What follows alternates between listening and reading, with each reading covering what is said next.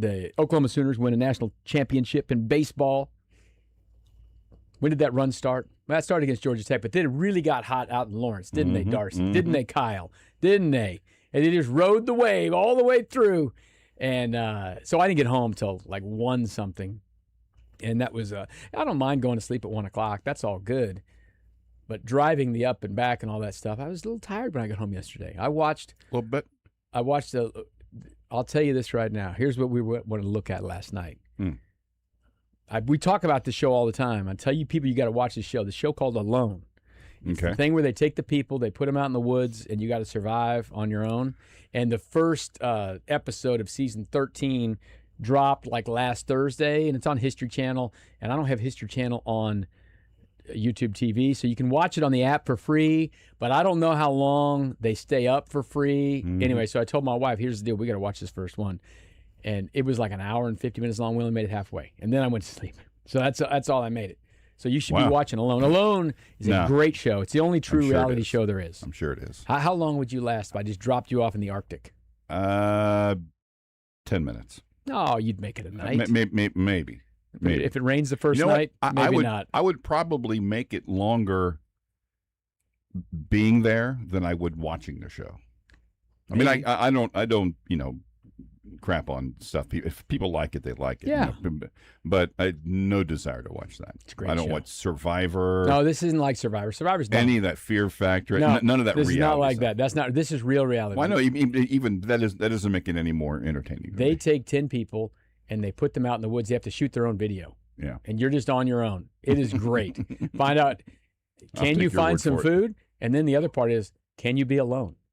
I mean, like truly alone. So that's what Petro's doing this week. He's alone. He's out there. You know what? He'll tap out. No chance. No chance he'd make it more than a night. He'd be like screaming in himself. Nah, he's probably not. He might. He'd be yelling at the grass. I don't think it's a game for him. I know this. My wife wouldn't make it 1 minute. The very first season of Alone, no one really knew how the game was going to work, and they had this guy. They were doing it up in Canada. There's this like area of Canada. They call it like Bear Island because there's a bunch of bears on it.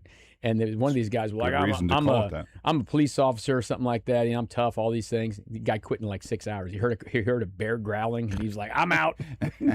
Anyway, that's what I was watching last night. I did not see the draft, but a great night for the locals. I mean, Darren Peterson is a local, but I don't feel like he's a local like Keaton Wagler or Bennett Sturts. Unbelievable that those two guys in particular got drafted in the first round in Wagler's case in the top 5. Yeah. Insane. He couldn't get a sniff of a D1 scholarship. Then he's in the Final Four and he's getting picked 5th in the draft 1 year into the game. I noted last night that 13 months ago he was walking across a stage somewhere getting his high school diploma. Yeah. 13 months ago. Yeah. And since then he has taken a team to a Final Four and been the number 5 overall pick in the NBA draft. That's a hell of a ride. And it's a wild thing, too. Now, listen, Sturts ended up going to 3 schools, but he followed his coach. It's a different kind of deal. But both of those guys just went to their little school that was by their house. Yep. And there's not many of these guys just got on the bus and went to the school in the little neighborhood they lived in. And they high school, it's pretty crazy. To, Oak Hill Academy or IMG or whatever the heck the best players go to these days. Sunrise. Sunrise. All of them. No, they just went to the school. Went to the place where they go. And I remember watching Wagler play when he was a sophomore. And you said to yourself right then, you know what? Number 5 overall. It's like the number 5 overall, probably in 26. He's a good player. Like, he's got some skill, got some smarts, kind of thin. Getting better. Wild. He's got some room to grow, too, because he'll get bigger and stronger. Yeah. Awesome for him, and awesome for Bennett Sturts also. Yeah. I mean, just like to go to not really get anyone to offer you anything. You go D2. Right. Now, that's a great D2 program, especially when Ben McCollum was the coach. And then just to kind of like stick with the coach and go through and then end up at Big Ten school, make a little NIL money, all that stuff, and then play well enough to get picked in the first round, and then you end up where? Oh, it's one of the best franchises that there is. Great stuff for him. And neither one of those guys, or for both of those guys, it's going to be just about transferring their game to the NBA. Neither one of them are going to have any other issues. They're both smart, both hard workers. I mean, they're both going to be guys that are going to be good in the locker room, good on the court. It's can they, do they have the game to play in the NBA? So that's nice for both franchises that you don't have to worry about either one of them two, I don't think. And just as when you get to the NBA, I just saw this roll across a little bit earlier. Austin Reeves, the kid who started at Wichita State, went to Oklahoma, was undrafted. Yeah. Okay.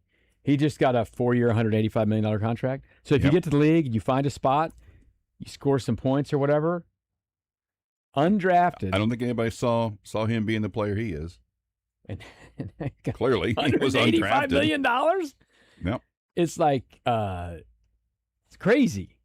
And it's not like some overpaid thing. In the league, the amount of money in the NBA is nuts. You can't even comprehend. It's like how much. It's like crazy to think that some of these guys, and most people never saw Austin Reeves play in college at all. We saw him because he was at Wichita State, but was the Big 12 when Oklahoma was there. But he was just a guy on a team. That's all it was. And you find your way, find a spot, work hard, and you can do that. Now, it doesn't work like that for everyone, but just think you can be a pretty good player because he's fine. This isn't like a first ballot Hall of Famer or something. But that's $46 million a year. Yeah. I mean, Patrick Mahomes makes about $10 million more per year. This is Patrick Mahomes. Wild stuff. So great for them. There is some money in the league. Great for them. We will today set the show up here. Nate Bucati's going to join us. He's got the Crossroads Soccer Show coming up tonight on Sports Radio 810, but we're recording some of these on site. So he and Matt Beasler and Ali Trost are going to be at very good Dick's Sporting Goods just down the road here. So if you're out in Overland Park, they're going to be recording the show 3-something, okay? Cool. So we'll catch up with Nate on his way over there. And if you'd like to go over there to Dick's Sporting Goods at 119th and Knoll, and see Matt, Nate, Allie, swing on by there and do that. The show will be on the night at 7, but they record this thing on site so people can come out and hang out. So go check that out today at Dick's Sporting Goods. So say hello to those Nate's folks. book from him. Well, he might have some. He sells them right out of his car if you want. We're going to play the Family Feud, but since I am here and Serena's not here, we have a special guest now. Our special guest, you do know who it is, and he does not like this game because he doesn't do as well at this game. I know who it is now. It's Shane. Yes. So Shane, normally when Petro's out of town, or I'm out of town, or you're out of town, he's pretty good at chumps. Very good. But he can't play chumps tomorrow because he's got to take his mom to the doctor. So he said he could play feud. And listen, I told him we're not going to make fun of him. I'm looking at you, Kurtis. I'm not going to make fun of him. Okay. No. Kyle? I never make fun of Shane. Don't make fun of Shane, no matter how poorly he does. No, I got no I think he'll be fine. notes. The question, they're not too difficult. The categories are good for Shane? You'll be all right. Okay. Yeah. Good for Shane What categories. is your name? But so then he can't play tomorrow. So now we've had to instruct Darcy on how to play chumps tomorrow. And I told him already, don't be coming in here with 6 answers like Jack Johnson did. Yeah. You best have 10+ answers. Yes. Because we're feeding. We're feeding. You can't show up to the smorgasbord with like a plate of 4 nuggets. The only person who gets to do fewer, use the proper grammar, is Pete. That's right. But Pete invented the game. He did. So. And they're playing he's showing up with some more stuff now. Yeah, he's getting 3 or 4. Yeah. Sometimes it's name the entire team of the 1955 Kansas baseball team, and I'm like, that's how it goes. This will be a layup for you guys. Maybe no. not. Maybe not. But that's tomorrow. So we will have Shane in here to play the feud. Tim Grunhard, as normal, on Thursdays. We've got him down now. He knows what day to be here and what time. So we'll talk to Tim then. We'll tell you what you need to know at 5. And then our guest at 5 is Dan. Am I going to say this right? Zimborski? Good enough. We'll talk a little data, a little analytics, a little baseball with him. Cool. On the baseball, these Red Hot Royals. Red Hot Royals, and very much so Red Hot Jack Caglione. We were yesterday on The Zone one of our factor fictions that Sterling had was that Jack Caglione was going to get a home run yesterday off of McClanahan. And I think we all said fiction, and then he hit 2 home runs. So the first one, it was just like, what? Your eyes almost couldn't, and your ears, because the sound was just like video game sound effects. The show 2026 or whatever. And the way that sound just echoed all over that ballpark. And they say it was 450. Mm-hmm. Please. I mean, that was well beyond that. Lands in the catwalk, beyond the seats in right field.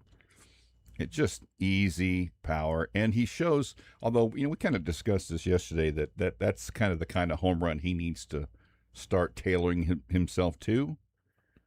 But then the next one, that shows the power as much as the first one did. The length wasn't there, but that was a pitch he was not swinging at earlier in the season, and definitely not swinging at last year. And now he takes that pitch, thigh-high pitch on the outside edge, and just launches it 400 feet the other direction. See, we've been talking about ridiculous, easy power.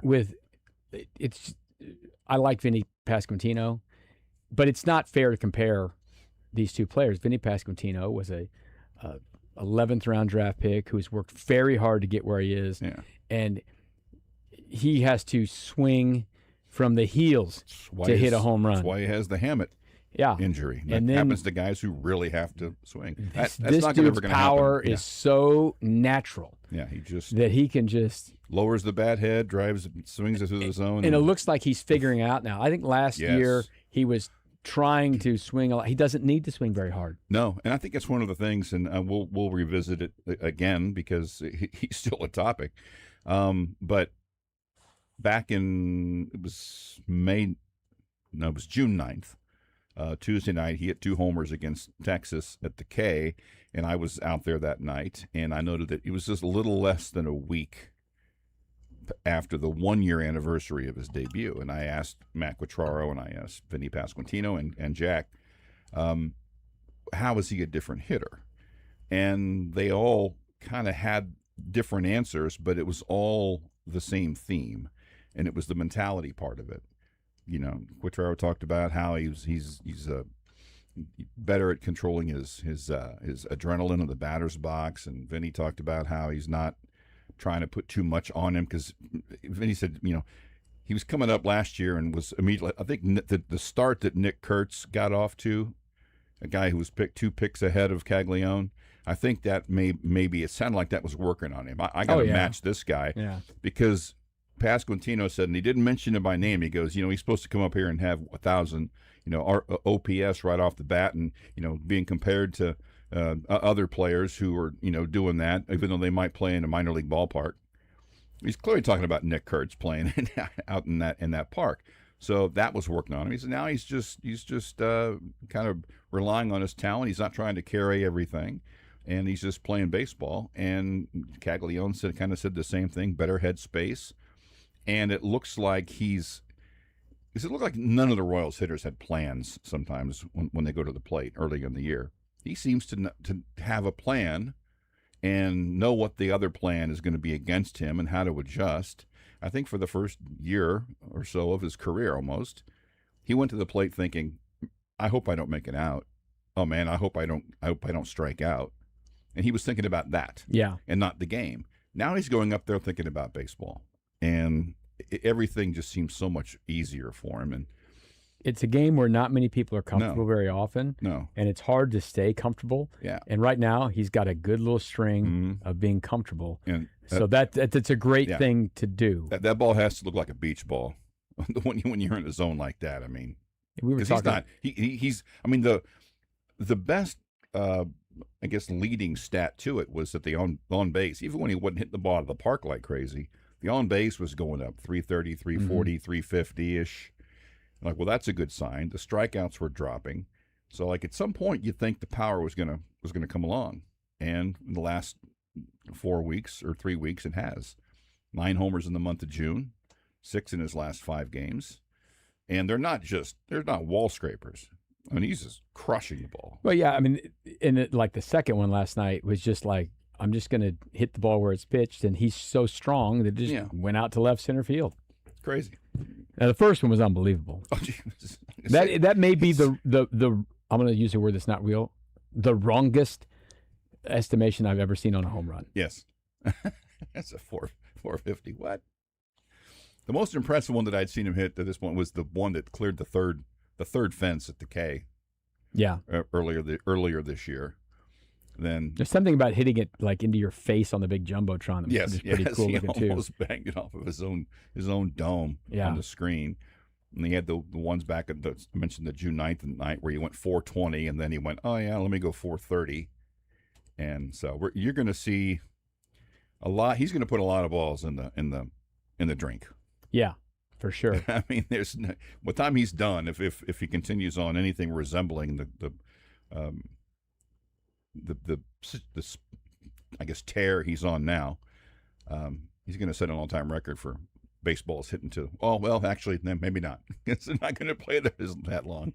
Yeah, it's going to be a little different. But here and listen, that's what's the good part. Listen, they're still in last place, but it's good to see some players like him who you feel are going to be a part of this team. Yeah, that's where you are. Now you're at the spot where it isn't, so much how do they win the game. It's all right. Who that? I'd rather have the Royals lose a game in which Caglione homered and Carter Jensen homered and had 3 hits and so, than win a game in which they were driven by, I don't know, some nondescript player who does not figure into the future. And unfortunately, we've had too many games over the last decade or so since they kind of cooled off where that's been the focus. But we're now at the point where it's okay. Can good things happen for the future tonight, win or lose? And good thing is last night they both happened. But much more important than the win. The rest of it is bad news. Much more important than the win is what he did. Yeah. The continuation of what he's been doing. Because everything else stinks. Michael Garcia is on the injured list. Cole Reagans is going to have some surgery, which they don't know what the surgery is. We'll play a soundbite. Scott Sharp was on earlier on New Day today, so we'll play that sometime maybe in Leabo Sounds or Need to Know. It doesn't sound great on that. No. And Reagans has been thought to be a part of the future of this team. I'm just really getting doubtful whether or not he's going to be a part of the future of this franchise just with the injuries. It's just mounting up. Bubic is going to make a rehab start tonight. Great. Bobby's not going to play, I don't think, this weekend. I mean, maybe this weekend. Yeah. We'll see. Now, he's not on the injured list, so that's good. No, they're playing a man down. They have to hold him out because he wants to play. And we haven't seen a lineup yet. We assume he won't be playing tonight. I don't think he will be. And when that happens, this is what the amazing situation they're in right now.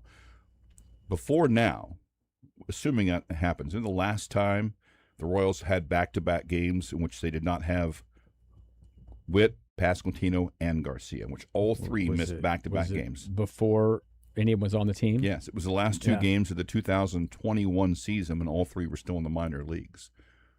And they won a couple games. Yeah. So that's good. And this is before, I guess it was Friday or Saturday night's game, or Friday night's game, in which all 3 missed.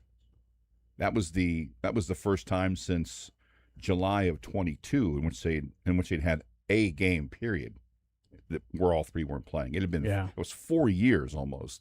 And now they're going to have it for third straight or second straight game, third time in five games, and that's just on top of all the other pitchers. I think I looked yesterday, and of the 12 players they have, when you pull up Baseball Reference, you see the player page, and it has the pictures of the 12 guys with the highest WAR for this season. Right. I think 8 of the 12 have been on the injured list for at least some portion, or they've missed at least either a start or 2 starts or 10 games. Almost everyone on that list. And Bobby's not on the list, but he's missing starts. But he's not playing. But everyone else on there, you're just like, that guy's gone. That guy. Some of them, like 4 of them, are still gone. Yeah, it's bad. Crazy. Bad with the injuries for them right now. But that was they weren't good when they were healthy. Part of this team. So watch him. He's worth watching. Mm-hmm. He's definitely worth watching. okay, and the draft and the baseball, and we do have. It's gonna be fun tomorrow. I don't know what you guys are doing during the day tomorrow, but you should go if you're anywhere around downtown and watch this Netherlands fan group march down the parade route of the Royals and Chiefs down Grand. It looks like a blast. Yes. So if you work anywhere in and around downtown and you're around 11 o'clock, 12 o'clock lunchtime, put your head out the window and watch this thing go down the street. It's going to be a lot of fun because we will have our third World Cup match in Kansas City tomorrow, and the Netherlands are going to face Tunisia. They should win the game handily. In fact, if they win the group, and they're exactly tied with Japan in their group, and they drew each other, and they have the exact same number of goal differential. So they're going to be playing at the same time tomorrow. And this is one of those things, they play at the same time, so you can't know what happened and do this. So they're going to want to put a goal differential up. Yeah. So you're going to watch the Netherlands go out and try to boat race Tunisia, and it should be pretty easy to do because Tunisia has given up 9 goals in 2 games, and they have yet to play the Netherlands. And here's what's interesting: that I've been looking at that BBC kind of live matchup projection thing, and just how quickly it changes with every match. 2 days ago, the United States was set to face Paraguay or Uruguay, and then Now it it's was Algeria. Then it was Algeria, and today now it's Bosnia Herzegovina. Right. Yeah.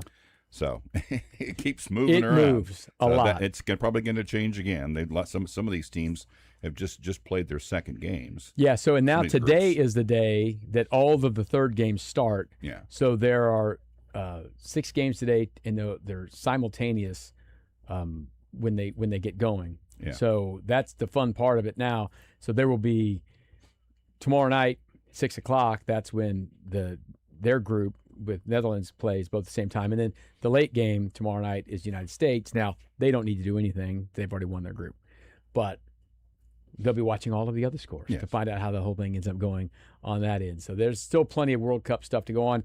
The weather looks a little tomorrow. Hopefully it's not so bad. I think we've been pretty lucky so far in our 2 matches here. Yeah. I know they had to, knock the Fan Fest out that first weekend because they had the stuff coming through on that Saturday night. But the match nights at the stadium have been great, and hopefully it'll be okay-ish to get it in on Thursday night. We saw the long delay for France the other day where they had lightning around.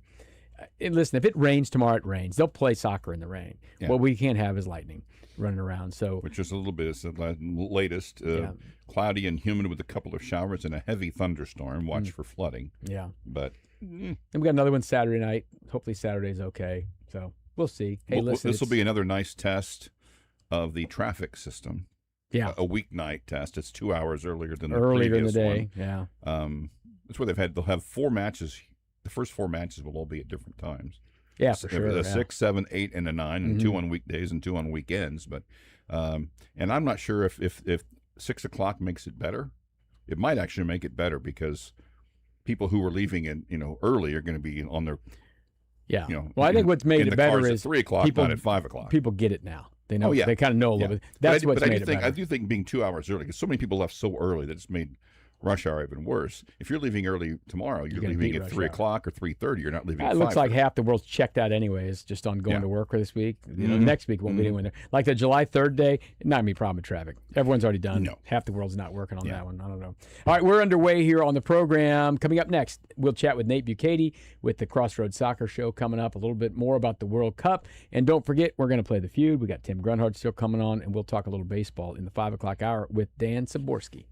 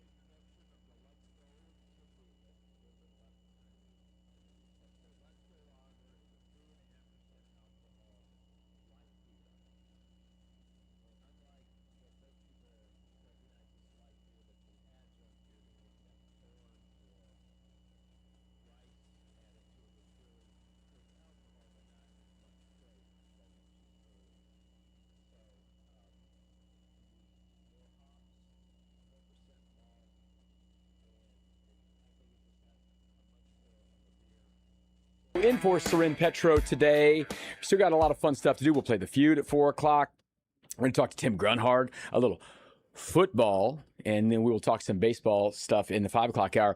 But today, in just about half hour or so, there's going to be a fun thing happening at Dick's Sporting Goods, and our friend Nate Bucati is going to be there with Matt Beasler for the Crossroads Soccer Show. Nate, tell us what's coming up on the Crossroads Soccer Show tonight. Yeah, we're going to be breaking down the action from the last week, basically, of the World Cup. We'll talk about the U.S. men's national team, their performance so far. They've obviously got a game coming up on Friday, right?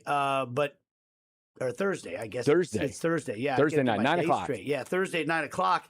That game's very inconsequential now, but we can talk about how they handle it. Still got to play the game. Forward, yeah. And all those things. So Matt's going to be there, and we got special guest Ali Trost Martin, who used to be a Kansas Cityan. Yeah, and, used to work here. Worked here at Sports Radio 810. Got us through a lot of pandemic programming, if you remember that. But she was also the sideline reporter for Sporting Kansas City at one point in time, then play-by-play voice, and now works for CBS Galazo Network and TNT, and she's a big fancy network broadcaster. But she's back in town to watch some of the World Cup, so she's going to be our guest on the show. And her last name is Martin. Now married to our good friend Tom Martin. Yep. It used to be in the game. Now he got out of the rat race of the TV game.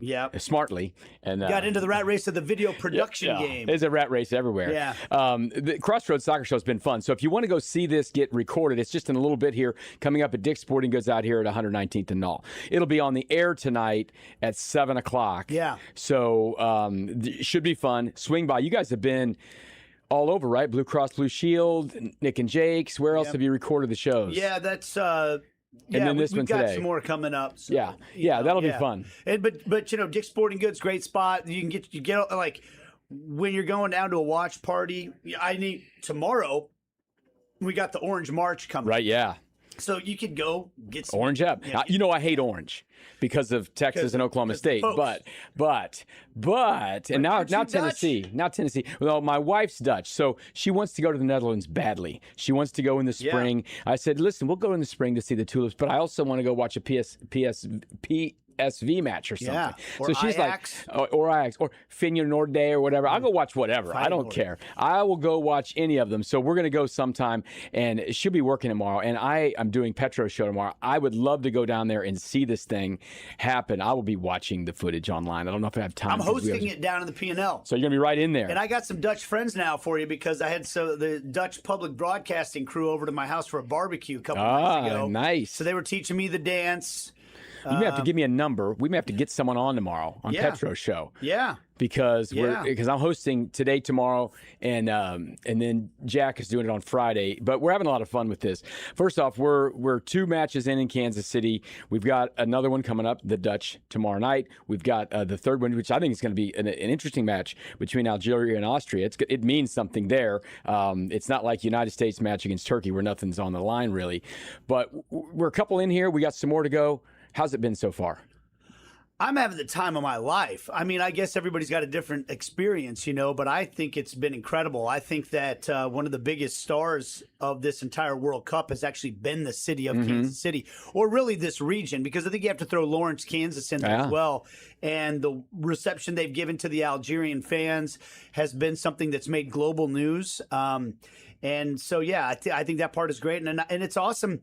I mean, I've been surrounded, I embarrassed the hell out of my high school children by going up to every person I see with a jersey or any kind of logo. I've loved your interviews. I've seen them at the game. Right? It's great, And every one of them I asked, like, is there any chance you would have thought about coming to Kansas City if not for this World Cup? I'm like, no, I didn't know anything about this place, but now I love it. It's one of the best cities I've ever been to. And I don't know what the value is on something like that, but I think it's pretty awesome. No, it's fun, and I think we've had a good time. I was out at the Messi match, right? My brother, he went to the Ecuador-Curacao match. Wildly different matches, but exciting. Most exciting, like 0-0 game in the group stage I can remember watching just because of the saves. But and I think we're going to see something a little bit different with the Dutch tomorrow night and the March and the whole 9 yards. Listen, we didn't get England here. We didn't get the crazy Scots people here who are. They all need to sunscreen up in Miami. I know they're having fun down there, but as a pasty white guy, they better get some SPF going. Yeah. But what have you liked so far, and who should we be hoping for to come here on July 3rd. It's going to be either Portugal or Colombia on that one. What have you liked about the fans you've seen that are coming here for the matches, and what should our dream be for the round of 32 on July 3rd? Yeah, so listen, first of all, I just think it's great seeing the different fan bases. You know, the Argentina fans came. I think they showed what they were all about. It was insane. They were having an incredible time, and it was a positive time, right? It wasn't like they came and trashed the place or anything like that. They came, they sang their songs, they supported their team. They watched their hero. And they watched their hero, and everybody had a great time. And I can't wait to see the town taken over by the Dutch, you know, and I think that starts kind of today and into tomorrow is, you know, it's going to be so much fun when they do the march. It's going to start in the P&L and go to the World War I Museum. Yeah, just down Grand, basically. Yeah, or Main. Well, they'll go down Main, but they can't go down Main because of the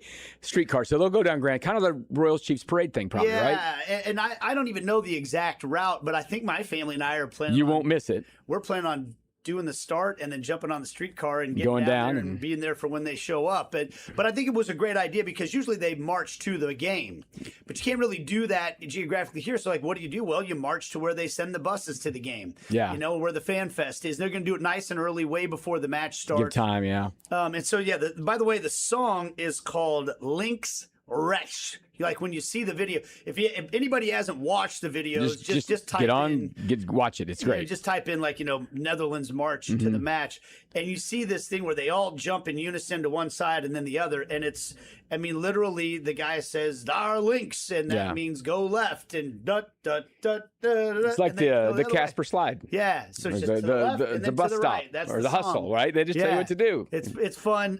It looks like a lot of fun though, so I can't wait for them. When it comes to who we should root for, if you want to see Cristiano Ronaldo, one of the greatest of all time, you root for Portugal. If you want another raucous fan base to take over town, I feel like that's more likely to be the Colombians. Either way, you can't go wrong because they're both really, really good teams, and they'll bring really good fan bases. So I'm kind of like, I want to see Portugal win the group just because I want to see them playing here in the quarterfinal if we can against. You're right. That would get them, if they end up winning.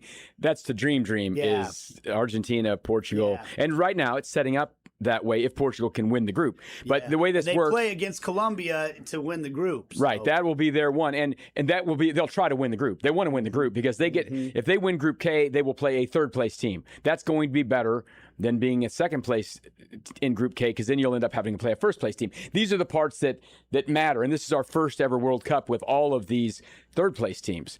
So I think people are really going to want to play third place teams. So if you're in one of those brackets where winning the group gets you a third place team, that's what you want. That's where America is. They've won the group. They're going to play a third place team. So I've heard you talk about this with America. I think they're going to be very smart in the match against Turkey. They're not going to play anyone on a yellow card.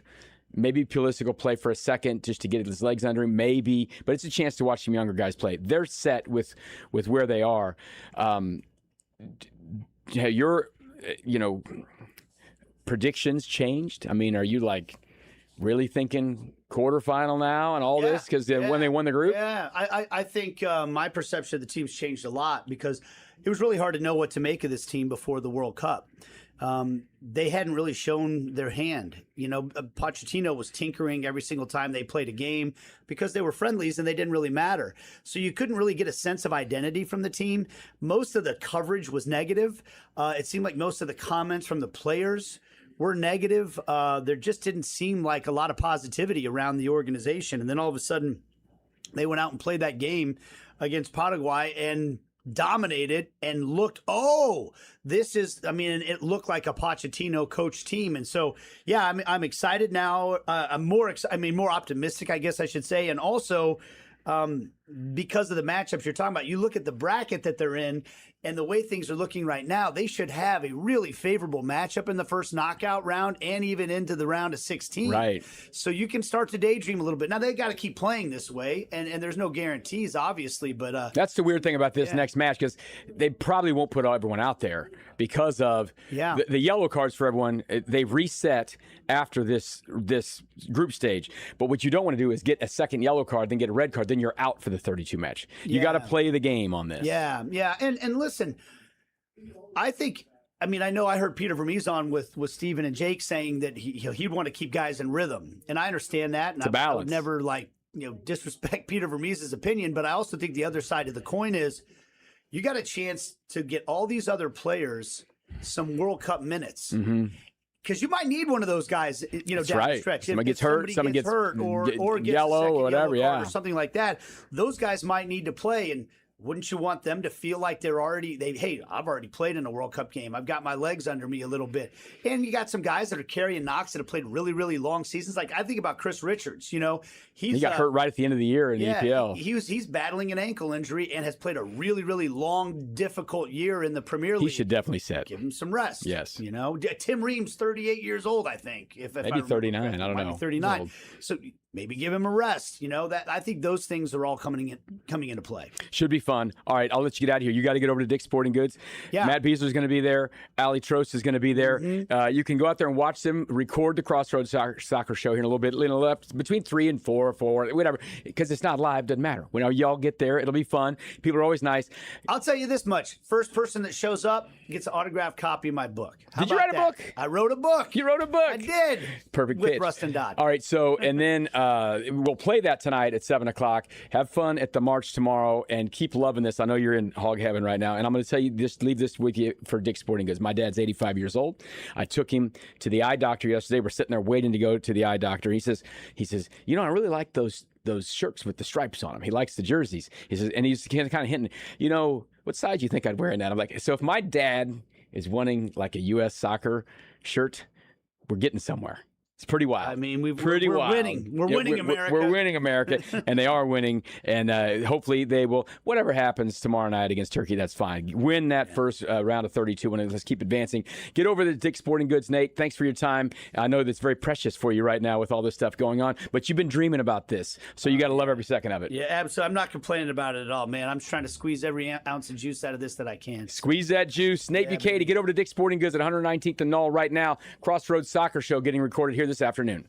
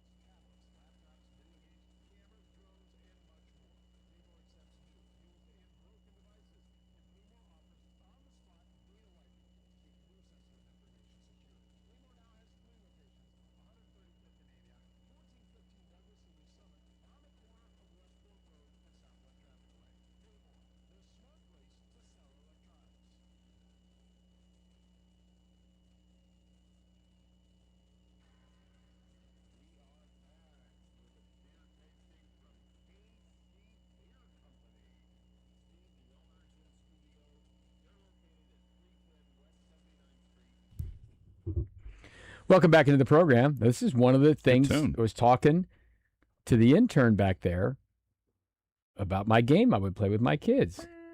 We're listening to Soundgarden. You ask how somebody died in the band. That's the game. We're not going to get into it on the air right now, but that's what the game is. Does he know the answer to that one? I don't. What's that? We'll How they talk all during the died? break, yeah. Darcy, do you know? No. He doesn't know. You either. guys know anything. Does the intern still back there? No, he's gone. He's gone. The kid who thought Leonard Skinner was a person. Yeah.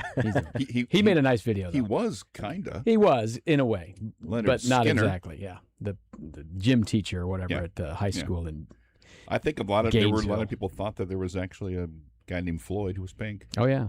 By the way, which one one's is pink? Floyd? Which one is pink? Which one is Hootie? Which one is the Blowfish? No. I mean, how many times has Darius Rucker Rucker. been called Hootie? Lots. Starting lineup out for the Royals tonight. No Bob Witt, as we were talking about earlier. Jensen, Lofton, Caglione, Perez, Massey, Collins, Rave, Meisner, Tolbert. Just another lineup that's going to beat the Rays. That's kind of what it looks like right now. And if Witt does not play tomorrow, the Royals will have essentially played an entire week of baseball a man down. Why It's too not? late to make the move now, but How have they done? not great, Not terrible. great? What do you mean not great? Well, they've been all right. I guess They lost on Sunday. They lost a 4-1. game They're without. 4-1. That's Okay. pretty good, Curtis. You Pretty telling good. me that Pretty like good. winning 80% of the games isn't very good? That doesn't mean that was the right. Do you think they've won 4 out of 5 because they were a man down? Do you think they lost that one because they were a man down? I don't know. Maybe they would have been They were within 2 runs, 5-0 without. but they won some close games. I think the data is in. The Royals don't need an extra person on their team. And they particularly don't need Bobby Witt. They've 800 win percentage when he's not in the lineup. Yeah, and Michael He's Garcia, been holding them back. unnecessary.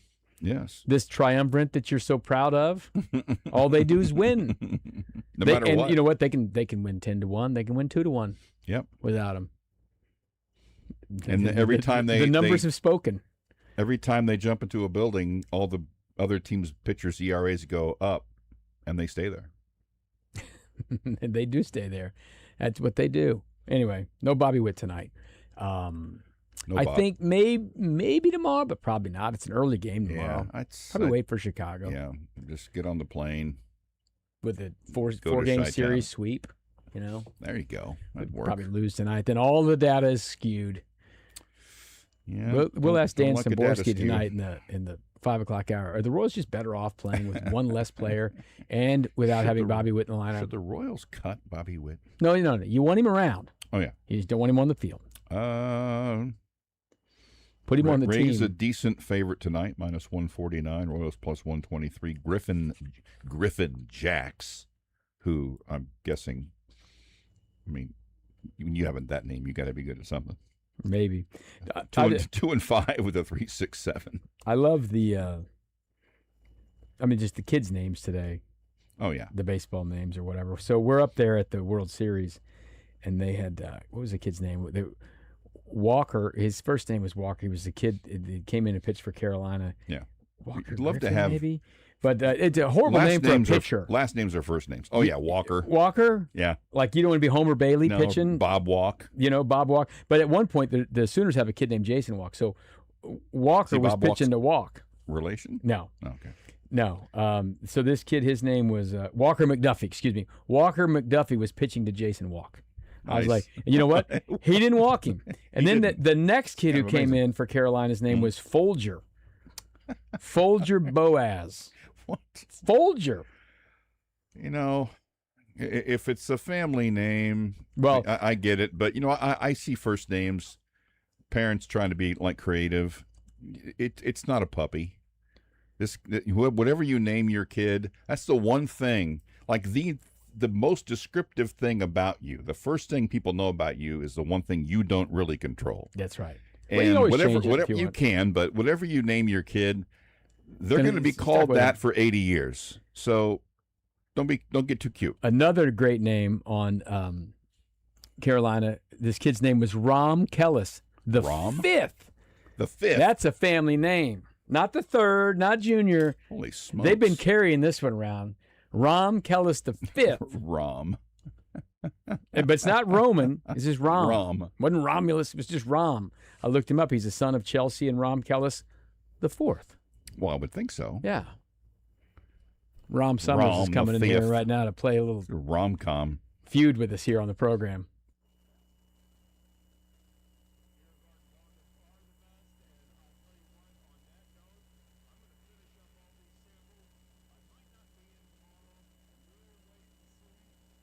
Be quiet, Shane. 3 Royals shared the club record for home runs in a calendar month. Name any one of them. Brought to you by Twin Peaks.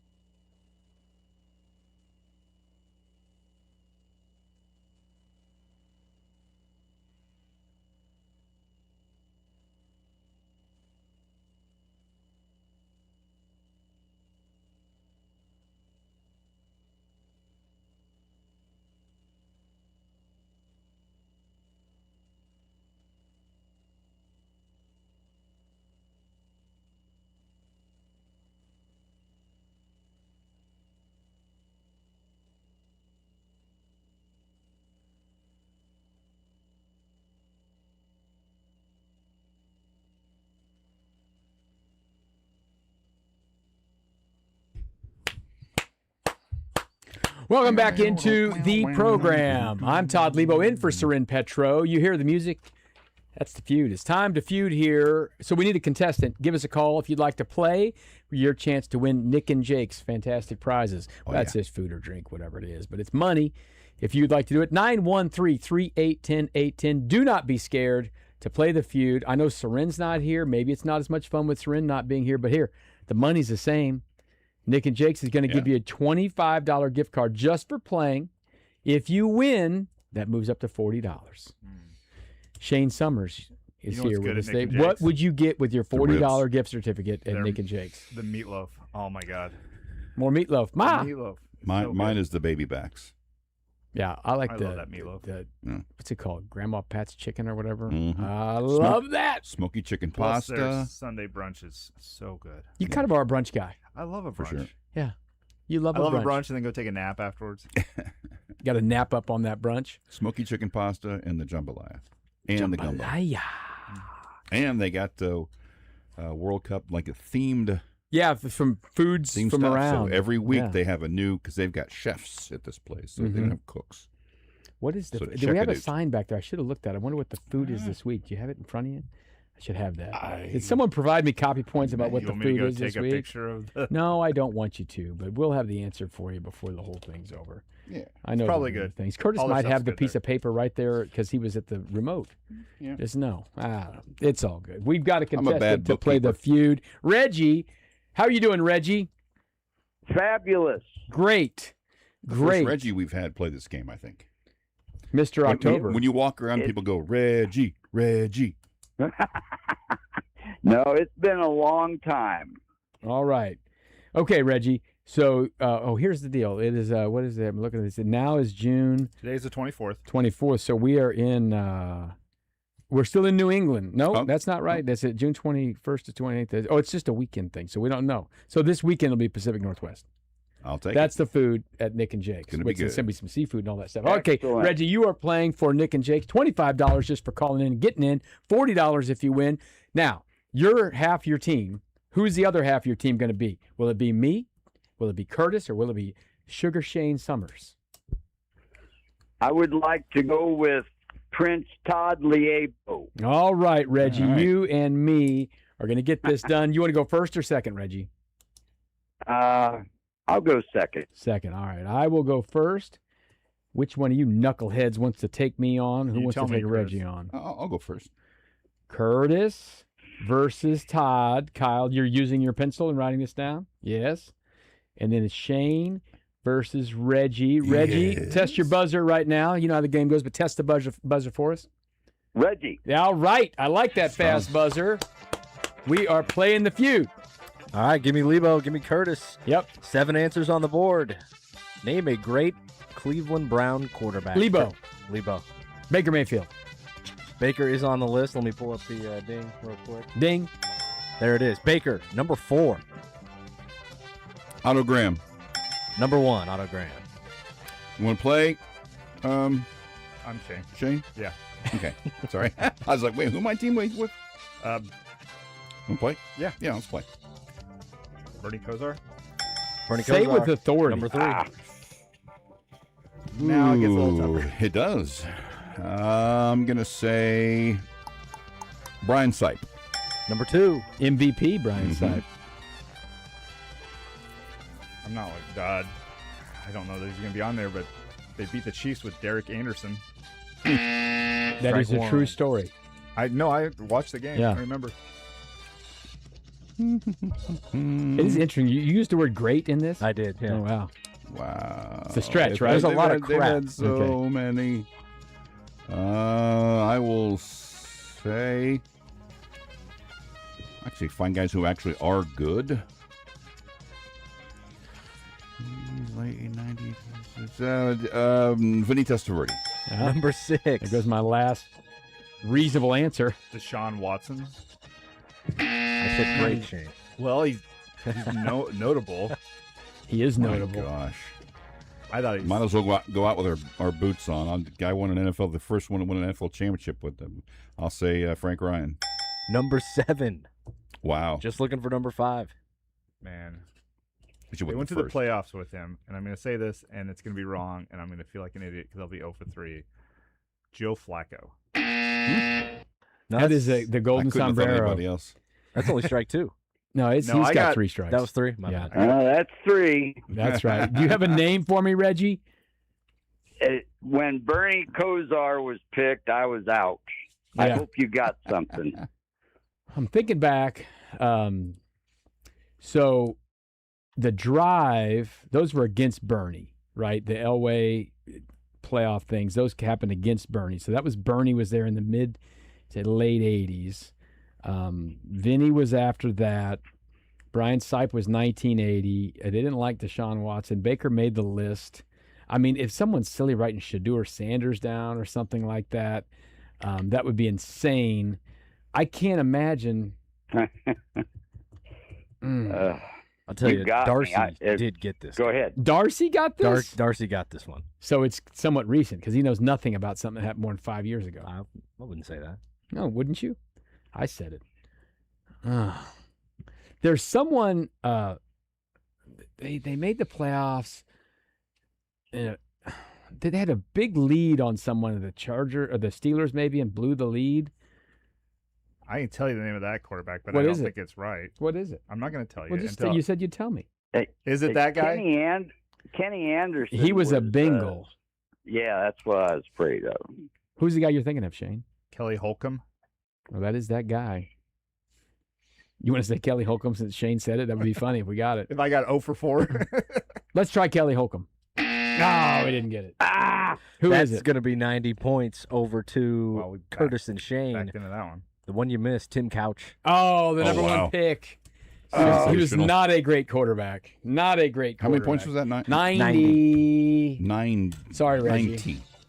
I saw Hey. Tim Couch play a college football game at Kentucky. Wow. Beat LSU at LSU. You All got right. number We one got pick him aside. right where we want him. We got him. Overconfident. Not a problem. All right, give me Reggie. Give me Never met Shane. me overconfident. 7 answers on the board. Name a great Royals power hitter. Shane. Shane. Reggie. Jorge Soler. Solaire's number 7 on the list. okay. Reggie. Reggie, you can beat that. John Mayberry. Mayberry number 4. All right, we'll play this, right? Yes. All right. Well, we have to go with who will be the franchise leader. It's going to be Sal Perez. Number 1. Okay. Power hitter. I would say, I'm afraid this might be a stretch, but Steve Balboni. Number 3. That's right. Hey, People got to put Bo Jackson on the list. He Really? did not. Strike 1. Wow. Weird. let's see. Oh, golly, hang on. Yes, I am thinking of our all-star Ring of Honor left fielder. Come on, Reggie. Ay. How about Amos Otis? Strike 2 did not make it. I'm worried about the list and the timing of these guys. Mayberry made it, but I mean, I don't think he's a great power hitter, but Moose ended up being the record holder for a minute, didn't he? We'll try Moose. He hit 40 some home runs. All right. Mike Moustakas, 38. number 5. Okay. Who did you say? I said Mike Moustakas. Oh, okay. Mike Okay. Moustaka. How about Mike Sweeney?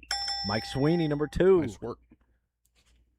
So give me our list again here. All right, number 1, Sal Perez. Number 2, Mike Sweeney. Number 3, Steve Balboni. 4, John Mayberry. 5, Mike Moustakas. 7, Jorge Soler. We're looking for 6 and 6 alone. We have 1 strike. Mm-hmm.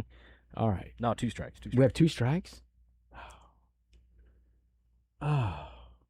I mean, I got 2 answers here. I'm going to be mad if I don't say this because he holds the record for the most home runs in franchise history. George Brett? Oh, God. Dog it, Reggie. Struck out. I've got 2. I have 2 as well. Danny Tartabull and Jermaine Dye. See, I think everybody's currently in love with Jack's current power. But I'm obviously wrong on all these, so go ahead and pick what you want. I did post these categories So before. what are his you survey. doing? Good call. I'm not gonna Petro look up would something. say that. He would ask, when did you post this? We had Shane Buffalo just in. I'm always Buffalo. This is fun. You pick Curtis. I'm not. I'm going to say Danny Tartable. That was my other Nailed it. name. That was my other name. I was afraid of that. Doggone it. I don't feel bad for ever That's the saying full George 100. Brett. I don't ever feel bad for saying George Brett. I don't feel bad. Okay. I can't believe Bo Jackson didn't make it. He hit the longest Same. home run in World Series or the Royal Stadium history at the time. Yeah, he's a 30-homer guy, legend. We're in trouble, Reggie. Come on. No, we're not. All right, give me Todd, give me Curtis. 6 answers on the board from 2010 to 2019. Name me a team who won the Stanley Cup. Leabo, Leabo. St. Louis Blues. Number 2,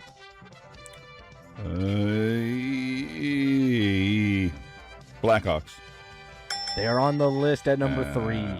Damn. How's your hockey, Reggie? Not terrific, but You want to play or watch these guys flounder? What do you want to do? Shane knows hockey. I'll say that.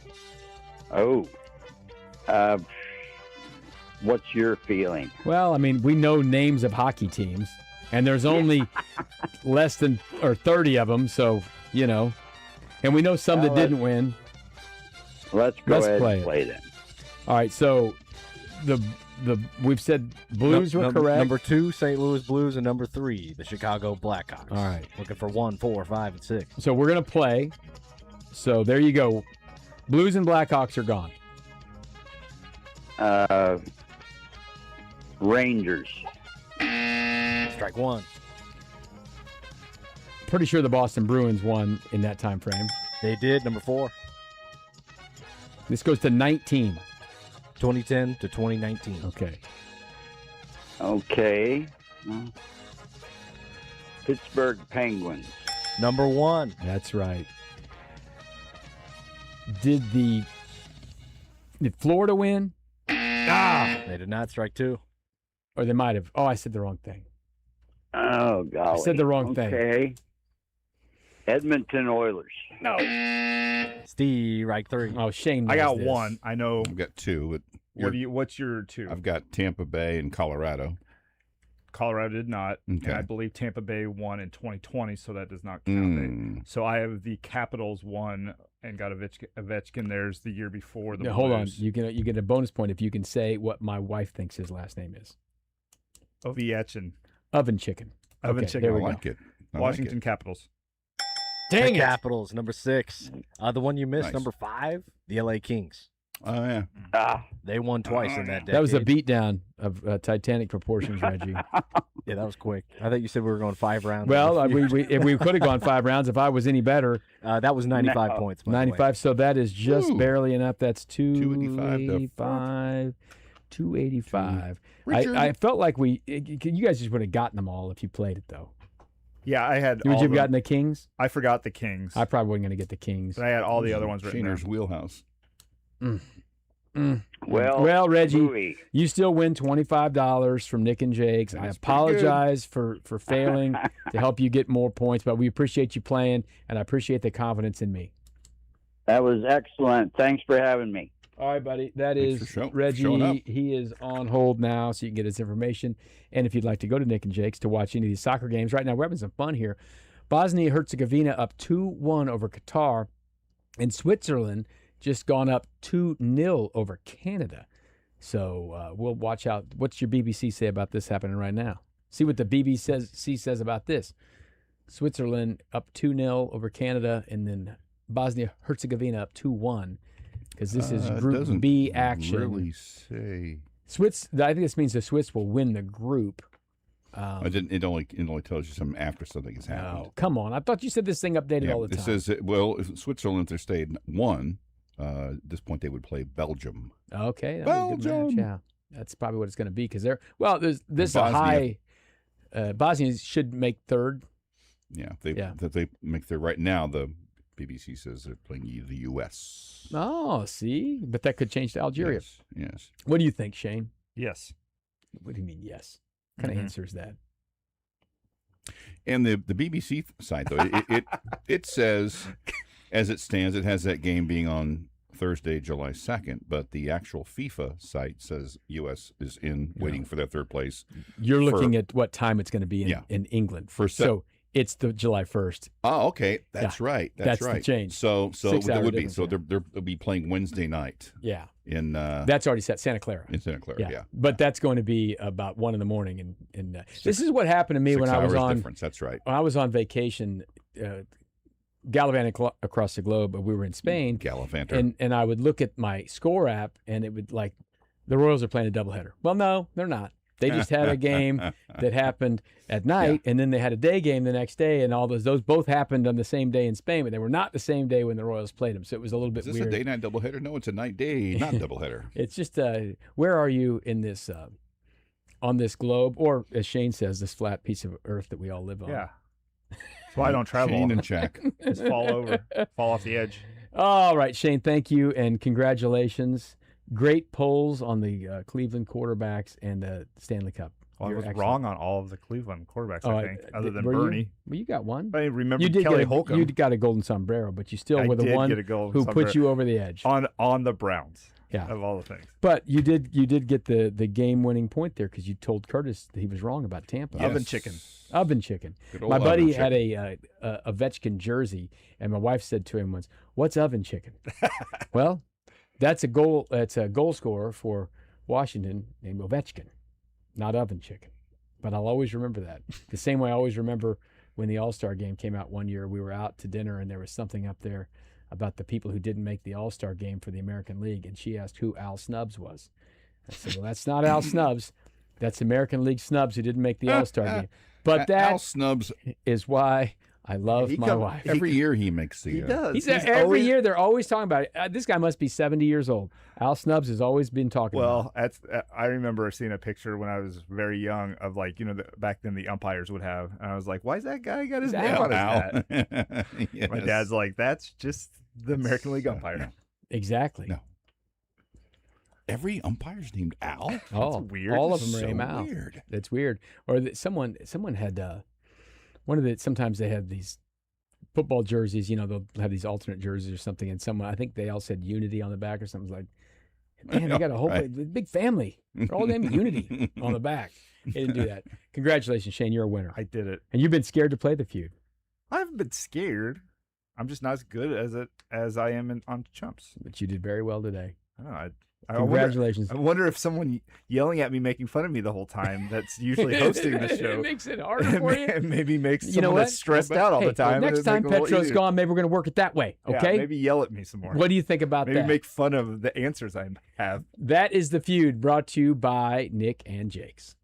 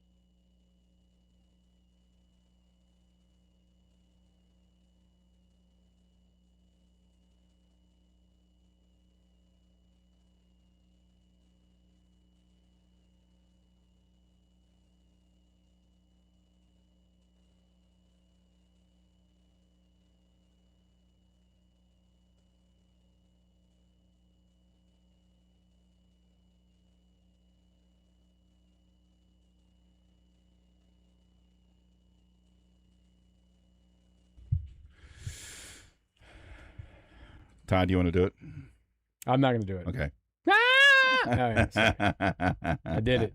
All right, the Twin Peaks end of the hour answer. 3 Royals share the club record for home runs in a calendar month. I asked for any one of them. You got one fairly quickly. I did all right on one, and it took me a while to get to the one that's always an answer on these things. Most recently, August of 21, Salvador Perez. 1997, August of 97, Chiles Davis. And in Big July John. of 1975, John Mayberry. I can't believe Chili Davis didn't make the list of power hitters for the Royals on the feud. True. He had a nice year. 30 homers is 1 year here. MLB record for homers in a month is 20 by Sammy Sosa in June of 98. The AL record, 18 by Rudy York in August of 37. He was a rookie. The left-handed record for left-handed batter. Left-handed American leaguers are All of baseball. Left-handed batters. The number left-handed 17. batters. 2 guys And it's share not it. Barry Bonds, probably. Barry Bonds in May of 01. Give me a time frame. It'll give it away. Well, I mean, a Late little bit of 20s. time. Babe Ruth. Babe Ruth. Heard of him. 17 in September of 27. And that is important in my mind because for years people would say, oh, so-and-so's ahead of, this is when they were still chasing. I mean, obviously Maris had hit 61 before, but, or after that, but he's ahead of Ruth's pace. Yeah. He's ahead of the Ruth's pace. And I'm like, people forget he hit 17 in September. He had more home runs at this point than Babe Ruth did. The pace doesn't matter Yeah. when the guy you're chasing hit 17 in September. So that's those are the numbers. And Jack Caglione has 9, by the way. So he's got an outside shot. He's got Well, if he keeps hitting 2 every day, tonight, tomorrow. He's got a weekend series, and then a game. He's got almost. It does have basically an entire week. 6 more games to yeah, hit 3 homers and tie the club record or pass it. for sure. No question about it. No question He's at about 6 it. and 5 games. He can do it again. He'll be well beyond it. All you have to do is stay this hot for a Yes. couple more weeks. Just hit 2 homers every game for a week, and you're good. It seems so simple. The math does. just works. It looks that way. simple. It looked simple when he does it. It looks simple. Yeah, well, so far, this couple of weeks, we were kind of chatting about that the other morning, and that's before he even hit some more home runs. And he's OPSing at 1100 or something like that. Oh, it's great, all that stuff. And then you look up Barry Bonds, and you're like, his career OPS was over 1,000. He's hit OPS for 1,400 or something for a year. His 01 to, I know he was on the juice, whatever. His 01 to 04 numbers, you can't comprehend what they were. That's why when someone says, I see a lot of these posts on Twitter or something. Okay, it's bottom of the 9th inning, Game 7 of the World Series, tied. Bases loaded. Mariano Rivera's in the mound. Who do you want to hit? Like, I'll take 01 to 04 Barry Bonds. Yeah, put him up there and see. No one's ever been what he was those 4 years. Yeah. 1379, 1381, 1278, 1422 OPS. Look at his on base. It's crazy. Well, I mean, he walked 230 Yeah. times, had 120 Yeah. intentional walks in a year. It's just crazy. Led the league in homers a year that he had. We've been 370 dying at for bats. someone to walk 100 times for the Royals. Yeah. For almost 40 years now. Mhm. And And the thing I think is underappreciated about Bonds, and it's if you watch some of the videos, there's one that's out. Everyone thinks like who's the greatest thinking pitcher of our time? Everyone thinks Greg Maddux, right? mm-hmm. And there's countless stories about him. 1 year in the regular season, throwing a specific pitch to a guy that gets hit for a home run, and the catcher is like, "Why did you do that?" He goes, "Because I'm going to face him in the postseason, and I'm going to do Right. this, and I'm going to do that." So he kind of gets that. But there's also one about a big matchup between Maddux and Bonds, and they have both guys talking about it. Right, about the same at bat. And each one's going, and he's thinking this, so I'm going to do this. And Bond's like, well, he's thinking I'm thinking this, so I'm actually thinking this. And they go back and forth, and Bonds eventually takes him out to center field. And what you realize is that as much of a thinker and scientist of the game that Greg Maddux is, Barry Bonds is his equal. Yeah. He's it wasn't just his physical ability. And studying and all the stuff. He Yeah. studied and worked as hard as anybody at figuring out what it was, and he was almost never wrong. That's why for that stretch of time, he might get 4 pitches to hit in a given week, and he'd hit 3 of them out of the park. Yeah. Pretty crazy. I wish that so much of what he did wasn't colorized by the juice, because he was steamrolling toward the Hall of Fame before he even thought of picking up a his needle. numbers before the juice. I mean, the guy OPS'd over 1,000 for almost every year before he, all the stuff started. So he won 3 MVPs crazy. in 4 years and should have won 4 in a row, long before anybody was on the juice. Yeah. Anyway. Yeah. Off my soapbox. Yeah. Crazy stuff. But Jack Caglione is hot. That he is. He is hot. And there aren't going to be any steroid rumors with him because he's just a big hoss. He's a big kid. No question about that. Okay, so we've been talking about Bobby Witt not in the lineup again tonight. Scott Sharp, the executive vice president and assistant general manager, comes on New Day with SSJ every week. And they talked a little bit about Bobby and kind of when to expect him in the lineup. And he's not playing tonight, but things are looking a little bit more optimistic. Bobby did a lot of functional work on the field yesterday. Hit, infield, ran. He's in a pretty good spot. Everybody, you get concerned when you see that. We are reasonably being cautious. You want to make sure that when he's back, he's ready to play at the level of which Bobby can play. You don't want to put him out on the field too early. We would anticipate, we would have put him on the IL if we believed it was, a minimum of 10 days.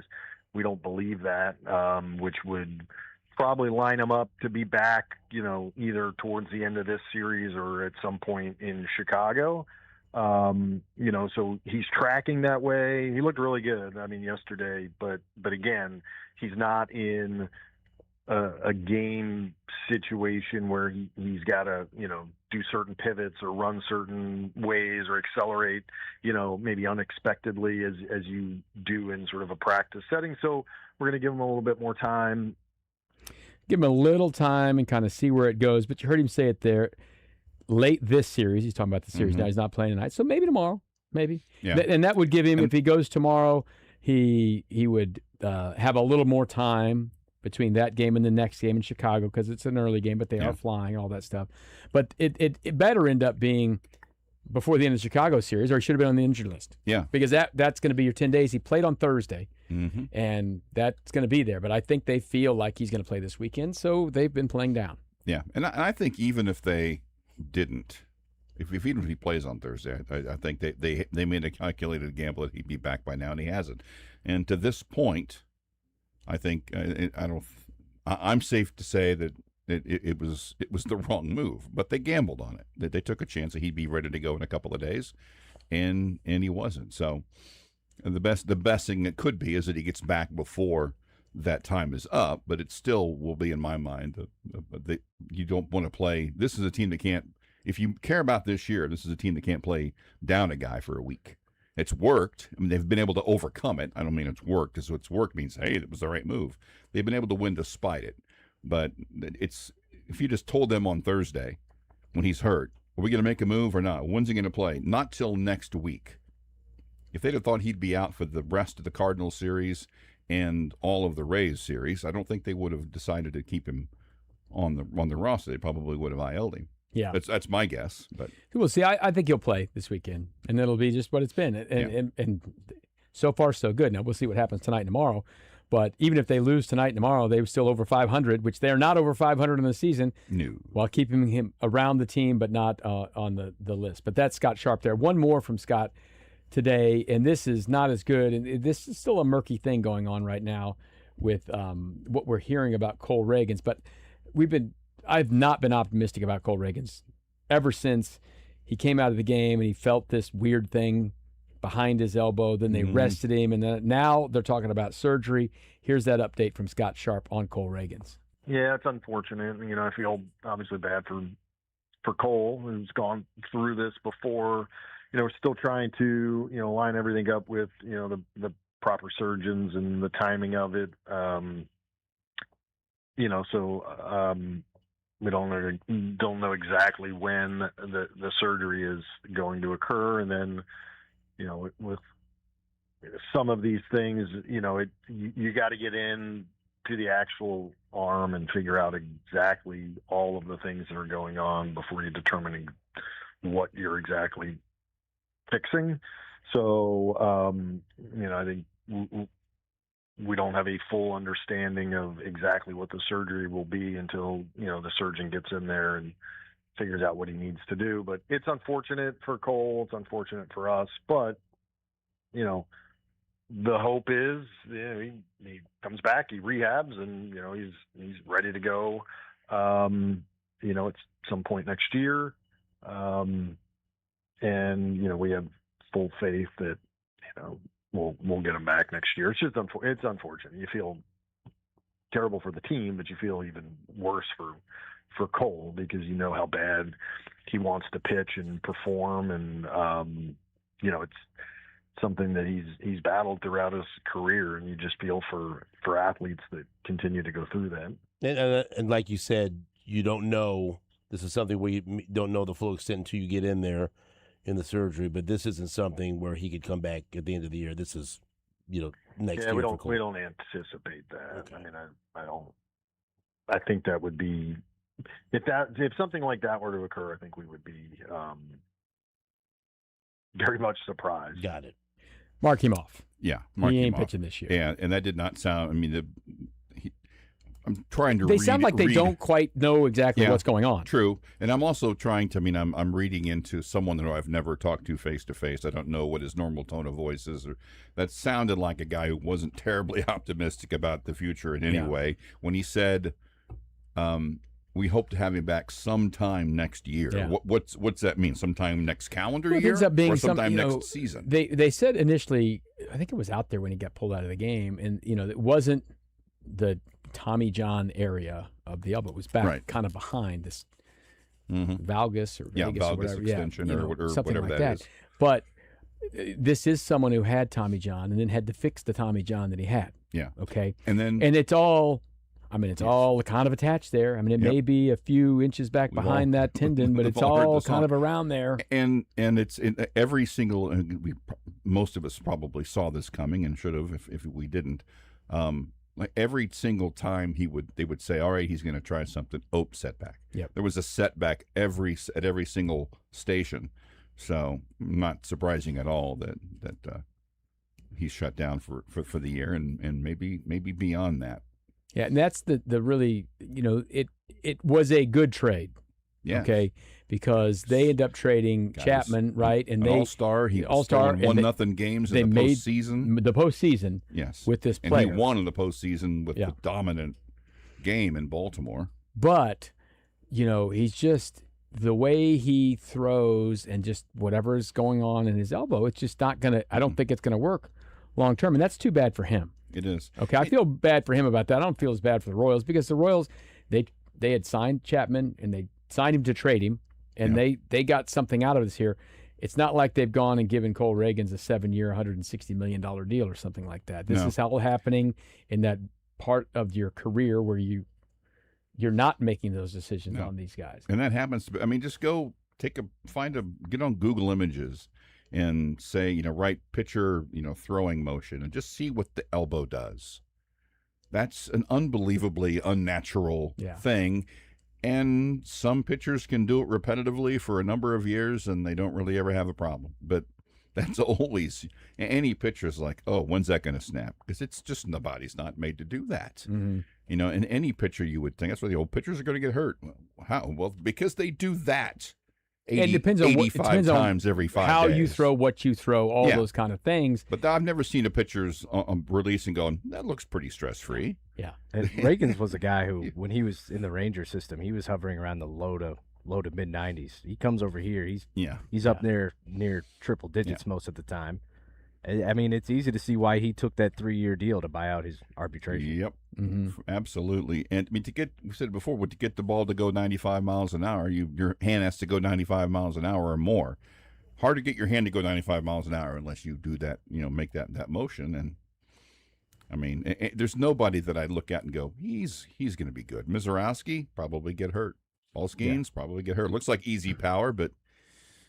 Tell you what, if you're throwing 104 on your 100th pitch like he did a couple of Fridays ago, Mizorowski, you're like, that can't continue. I always can thought it? that like Chris Sale looked like he was going to get hurt, and it finally happened. It was a long time into his career. But you sit there and watch like Tim Lincecum throw, and it happened a bunch. Some to him. guys look Reagans like they're is a more. big, strong guy who he doesn't have some crazy wild motion, but it doesn't seem like it's max effort. It already came with once you start getting hurt, it's just rare for it to kind of work out forever on that. And these guys there are very few of them that can pitch for 15 years in the big leagues. It's like offensive or defensive linemen when they get a back injury. You're like, that's probably not going to be great. It's not going to get any better. They're going to get hurt again.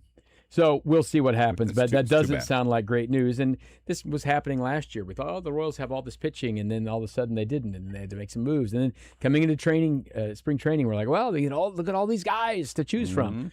Chris Bubic isn't pitching now. Cole Reagans isn't pitching now. I mean, Carlos Estevez threw an inning, third of an inning, and it was just done. I guess he didn't even get the whole third. Yeah. Didn't get all the outs. So I think he got one out. Yeah, and I think we've talked about that, but it's hard to overestimate the impact of that. The major league saves leader a year ago for a team that won 82 games. Got one batter out in his first appearance and is done.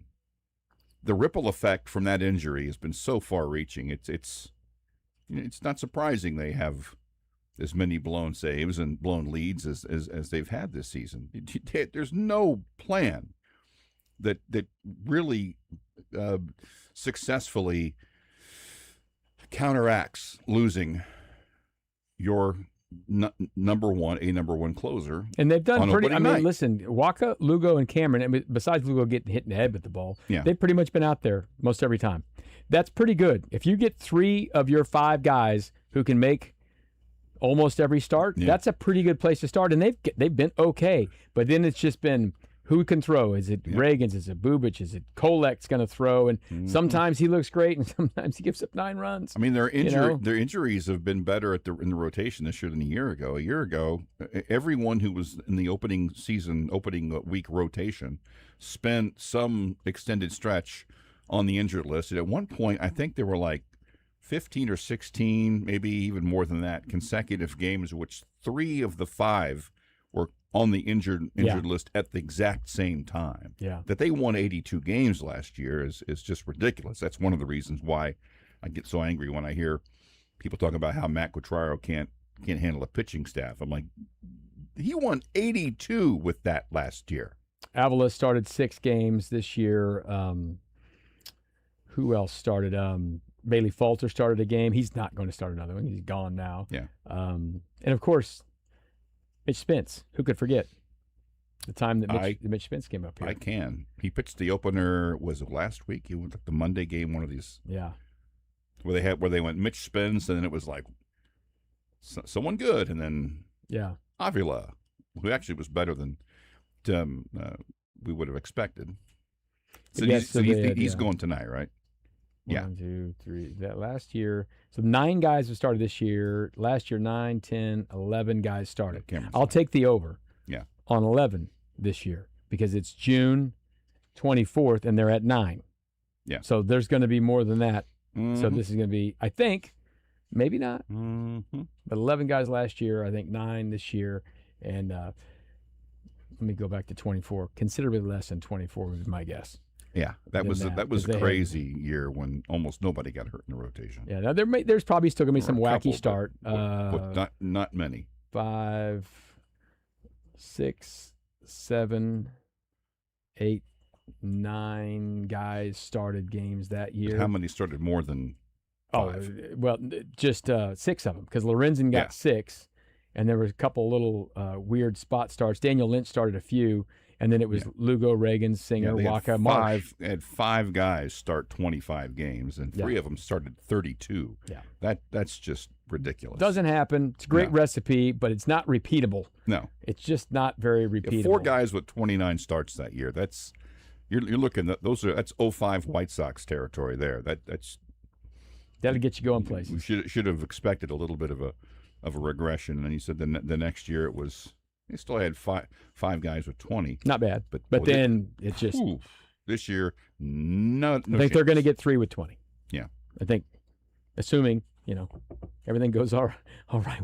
They'll go walk in camera and they'll get 3, but that's a far cry from what they had before. All right, program is rocking and rolling. We've got Tim Grunhard coming up at 4 o'clock. We'll talk more baseball with Dan Szymborski coming up in the 5 o'clock hour. Don't forget, we've got a Hawk Talk tonight. I know Kyle's locked in on Hawk Talk. Bill Self is going to be talking about anyone else going to get drafted. It's just Peterson, right? I don't think anybody else is getting picked. Probably not. I mean, if I'm not mistaken, I think you think nobody else. DP is going to be the only one, but hey, but Duga left, right? He's still in college. He's in Louisville. He's in Louisville. I know Melvin Council and Trey White had some workouts. I mean, we could probably try to claim Zuby, but probably not. So maybe not. Then we'll have the Crossroads Soccer Show at 7 o'clock tonight. And that's all right here coming ahead. We've got 3-1 Bosnia-Herzegovina in the 85th minute.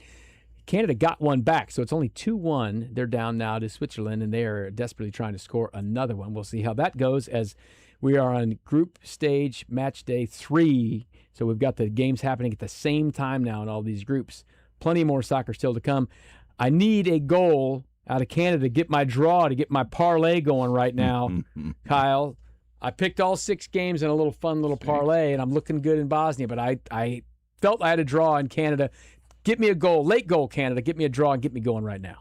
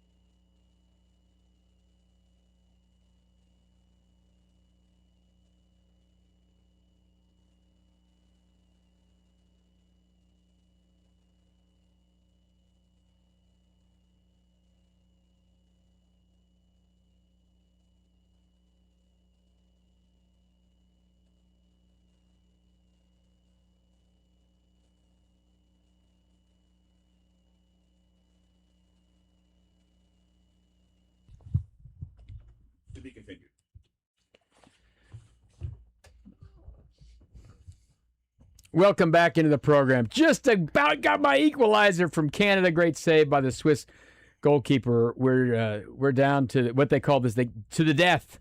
All right, the end of the soccer match here. We got about a minute and a half to go, and it's not looking good for my parlay. I didn't want to lose my parlay at 4:00, but that's the fun of it, right? That's the fun of it. Tim Grunhard. At least you said parlay this time and not parlay. You turned into a parlay. French word. Well, you can say however you want to say it. The parlay. The parlay. Do you parlay? Vous parlay? No, I don't really parlay vous. Oh, another save. Boy, Canada's right there on it. Now this is where the goalkeeper lays on the ball, and they're on home turf. Yeah, but they're going to be fine. They'll make it through. But if they would have won this, they won the group. Really, more likely, I just really kind of wanted the draw for me. It's kind of about me. What's in it for me? How's it going to go for me? What's going to happen for me? Yeah, Canada now, as it stands, set to play South Korea. You get a corner kick coming here. This could be magical. Magical. Corner kicks are fun. Ooh, it's not going to be great. Oh, put it back in. Send it in. Oh, this kid's good. Oh, another chance. Oh, he dropped the ball. But no. Alas. That's about over, right? They're now the last kind of the goalkeeper's laying on the ground again, and he's going to lay there. Just get up and kick the ball. The match is going to be over. You big baby. Big baby. Big baby. Ruined my parlay. Shut up and quit complaining and play, you big baby. He's right there. The guy that came off the bench almost scored 3 goals. His last name is Promise. I don't know if it's pronounced something differently or something, but like we were talking about Unity before, they weren't Promise. It's a great last name. Oh, he blew the whistle. Sorry, guy. Liebens. This guy. I guess I'll stick around and do the rest of the show then. That was gonna allow me to quit my job. Dozens of dollars. It was going to be huge. Life changer. It was going to be huge. Yes. You know what's going to be huge?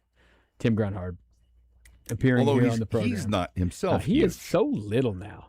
He weighs less than he weighed in 8th grade, I think. It's like he's not even tight end size now. No. It's embarrassing. Yeah. Kind of Bo Richter's bigger than him. Yes. He's like Bo Richter size now. But yeah, they've switched bodies. Yeah. It's Dorian Gray. Bo Richter didn't want Tim's body. Way more surgeries than Bo Richter's had to have. Oh, yeah.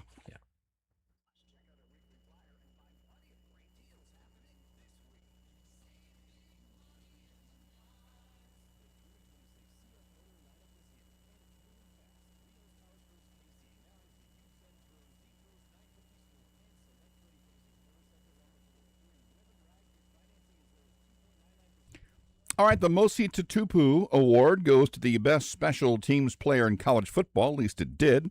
Who was the first winner? Brought to you by La Feta Delicatessen.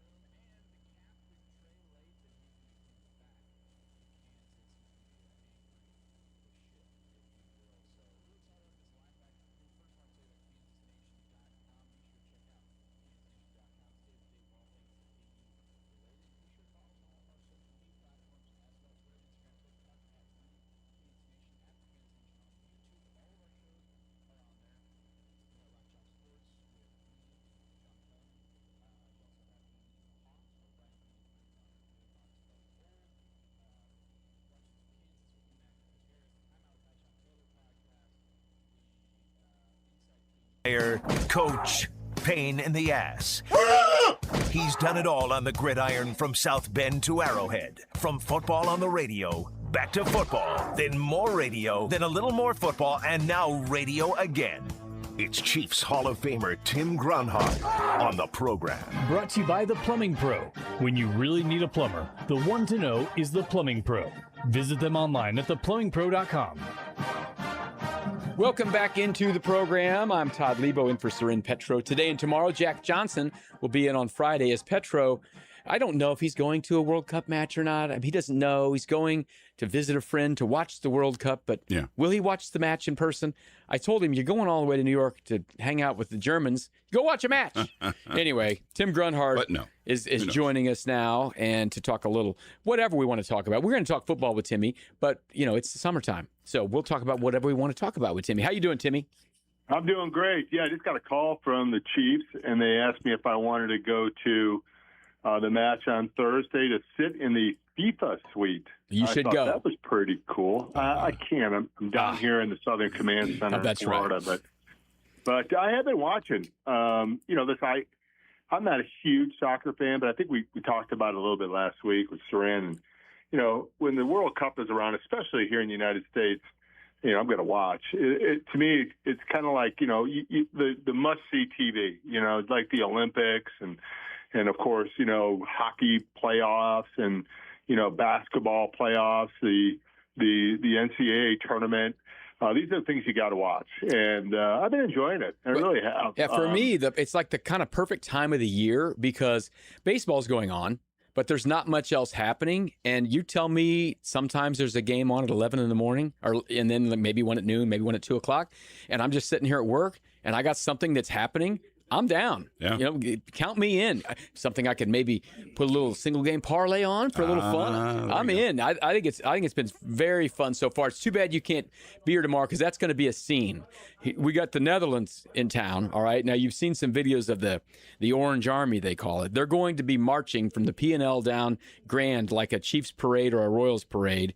And if you haven't seen the videos of what this looks like during the World Cup, it is insane. The whole army of fans, they take the street over, they dance, they sing, they do all this stuff, and that is going to be, I'm a little dicey on the weather tomorrow, we'll see, but it's going to be a great scene at Kansas City Stadium, which we will call Arrowhead tomorrow. And it's a shame you won't be able to be there because that would be a really fun experience for you, but I get it, man. You're in the Southern Command. That's cool, too. Apparently, all the people from Scotland went all the way to the Southern Command down to Miami because they were all up in Boston before, and I guess their goal, Tim, is to drink all the beer in every town they go to, so I don't know.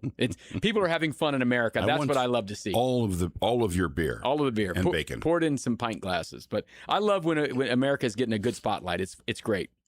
Absolutely. And, you know, the orange bus, I was watching the news yesterday, and the orange bus will be leading the parade. I think that's really cool. And the Netherlands, yeah, they do it right. It's a cool tradition, and that's part of the charm and the allure of having these other countries in our country. And first of all, you know, not to get political and that kind of stuff, but to a man, everybody's like, man, America is great. We love the people here. You know, all we do is see negativity on the news, and we're here, and it's completely opposite. So it does put our country, which I think is the greatest country in the world, in a great light. So, yeah, in Kansas City, I was watching a little bit yesterday, and they had a representative from the Netherlands, and they just couldn't say enough about how Parkville has just gone above and beyond and how they welcomed everybody. And I know England, when you drive around over in Prairie Village and Leawood and that area, they have signs out in the yard to say, go England. And I think that's great. And, you know, Kansas City is a great sports town, and I think the world is getting to see that now.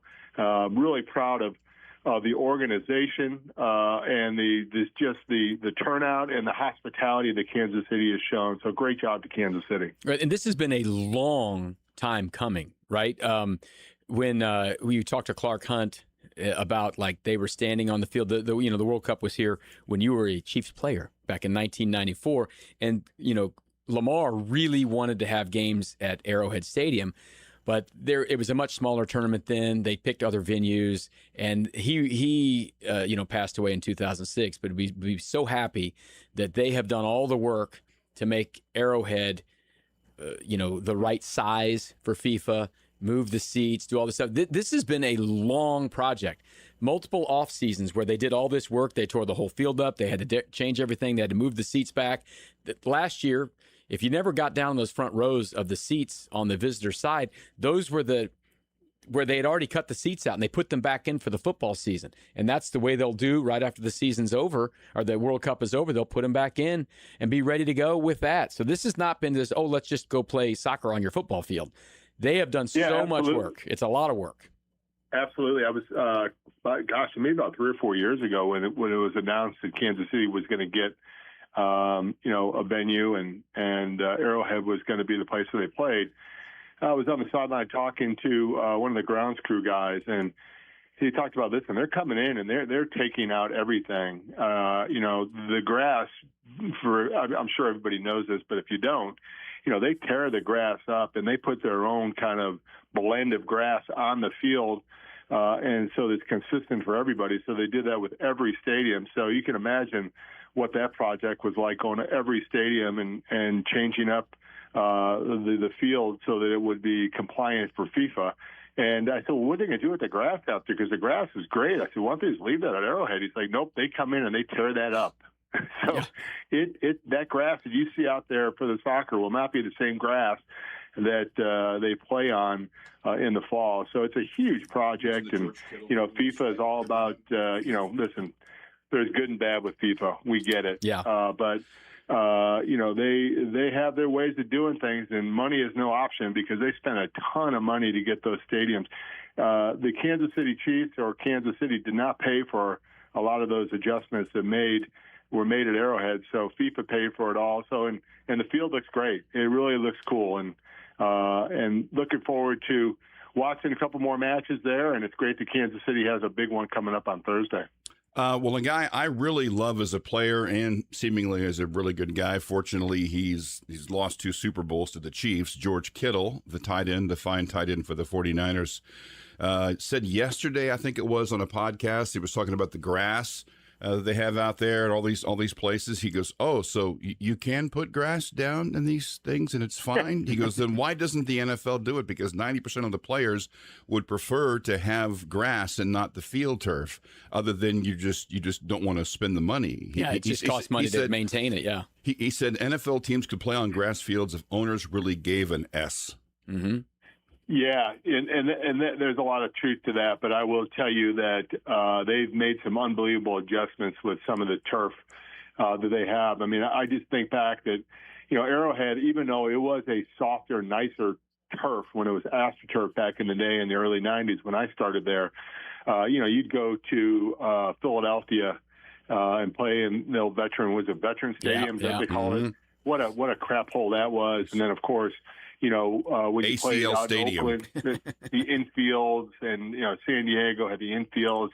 It was pathetic. But yeah, I agree with George. I think that the NFL really should have a similar rule as FIFA would say. Listen, let's put grass in every stadium and have the grass the same everywhere, so that there's no complaints, no issues, no people thinking that there's advantages one way or the other, and the health of the players.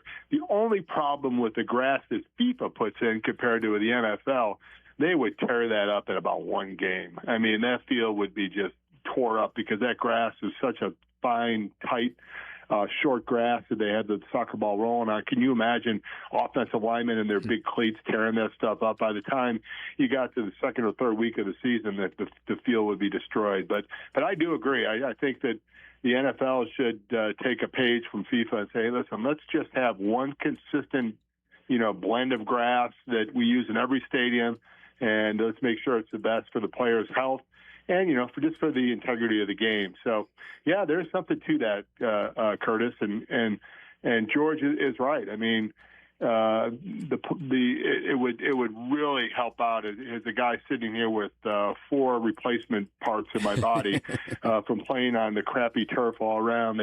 That certainly would have helped during my career. 11 years of being on turf. I remember wearing basically, basketball gym shoes on the field because the turfs were so tight and so hard that you didn't need anything for any kind of footing. So, yeah, that wouldn't be a bad idea. Well, there's a lot of science to what they do because, when they replace, they'll replace the infield at Kauffman Stadium later in the year because of the temperatures and stuff. So, and, it's America's a big country. You got to have a different kind of grass, and Miami is you might have to have in Seattle or whatever. But there is something to be said for consistency. There's no question about that. And I've been very happy. They did it halfway through your career, Tim, but I was very happy when they put the grass in at Arrowhead and at Kauffman. It's just a better looking game. And I listen, I understand, if you're in college or whatever and you don't maybe have the budget or whatever, and or the high schools have some of this turf stuff because you can't afford to mow it and grow it and do all the things. There is no excuse in the NFL, none, with the amount of money that runs through that thing to not have grass fields when possible. I get it. Inside, it's a little different. You have to do a little work on those things. But if you've got an outdoor stadium and you don't have grass, that's embarrassing in the National Football League, in my opinion. Yeah. Two guys you could thank for putting grass at Arrowhead. First one was George Toma, who, was one of the finest field managers of all time, grounds crew guys that ever lived, and did so many Super Bowls. And then the other one was Joe Montana. That's right. When he came in, he said, "What? Well, we're playing on turf. What are we doing I'm here? Not playing on this. Yeah, no, let's get rid of this." So, those two guys were the driving forces for changing the grass at Arrowhead. The Marquis de Sade, as they called Toma, or the Sod God, or whatever it was. Yeah, the Sod God who was in charge of grass. AstroTurf. Not even real grass. Yeah. As I recall, Tim, if I look at old footage of you playing in college, did you guys keep that grass at Notre Dame mowed at about 4 inches? You guys plodding around up there? Come on. We did until we got Rocket Ismail. Then you guys, let's mow the grass. Yeah. The grass somehow got shorter. Yeah, one of the things that's interesting at Arrowhead, I went out there for one of the press conferences when they got this wall moved back and we did this thing. There's a different crown on a soccer field as there is a football field. In a football field, you pretty much run the crown for drainage as a ridge from goalpost to goalpost. Yeah. And this one, they called it a turtleback. It's more of a mound in the middle, and it's not much of a crown. But they want it very flat in the entire, the 10-yard or 18-yard goal box, right? Because they don't want anyone moving weird there. They don't want a ball just trickling into the goal. So they got to go do all that, and they'll have to take that crown off, put a new crown on, and that'll be the Chiefs' job after their last game on the 11th to get this thing ready to go. So we think it's just a field. It's just, hey, look, it's a rectangle. Throw some paint it up and throw some goals up. Like it's Nate's backyard. Just change the paint. It's a little more. Nate's backyard is not FIFA approved. No, okay? No. The tree is a problem. Well, the tree's gone now. But the tree's gone. The tree is gone. It died. And then they had to pay at great expense to get it on removed. Benny running into it too many times. There is an investigation going on over in his neighborhood about how that tree died, but it did die. Tumors Corners. And it was taken out. But getting back to your crown, I think that's really interesting. I forgot all about that. But I remember when that first NFL game, and I can't remember what stadium it was, I was looking across at one of the things that I like to do is I would kind of line up straight across from the guy that I had to play during the national anthem and kind of look at him and give him that 57-yard stare. Yeah. Try to intimidate him. Never really worked, but that was my little thing that I would do before games. And I remember certain stadiums that you couldn't even see below their knees. I mean, that's how the crown was. The crown was so pronounced that, you could basically just see from their knees up because their crown from, 57 yards across, the crown was so, distinct that you couldn't, see half their legs. So, yeah, that is certainly something that I don't know if people realize that, but there is a distinct crown in NFL fields.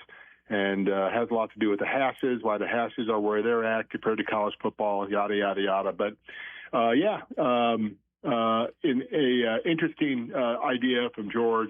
Let's see if the NFL makes any kind of adjustment. They may. You never know, but I think that'd be a good idea.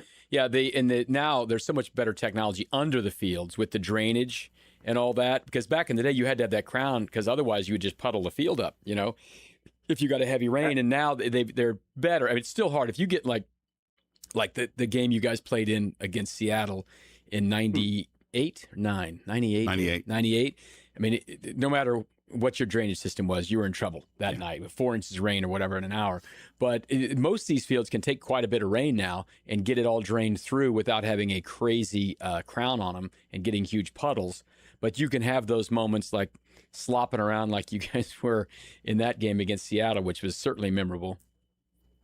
Yeah, it was. I'll never forget, thank God that Rich Gannon was the quarterback, because he was as good as anybody at taking a snap. For centers, that's really important to have a guy that knows how to take snaps and do those little things. But I remember the referee putting the ball down, and the ball was actually floating on the turf. I mean, I'm not exaggerating. The damn thing was floating around. So, yeah, that was an interesting game. And you're right. The drainage nowadays is just unbelievable compared to the way it was back in the day. So, everything gets a little bit better and better and safer. So, maybe they'll make this adjustment too.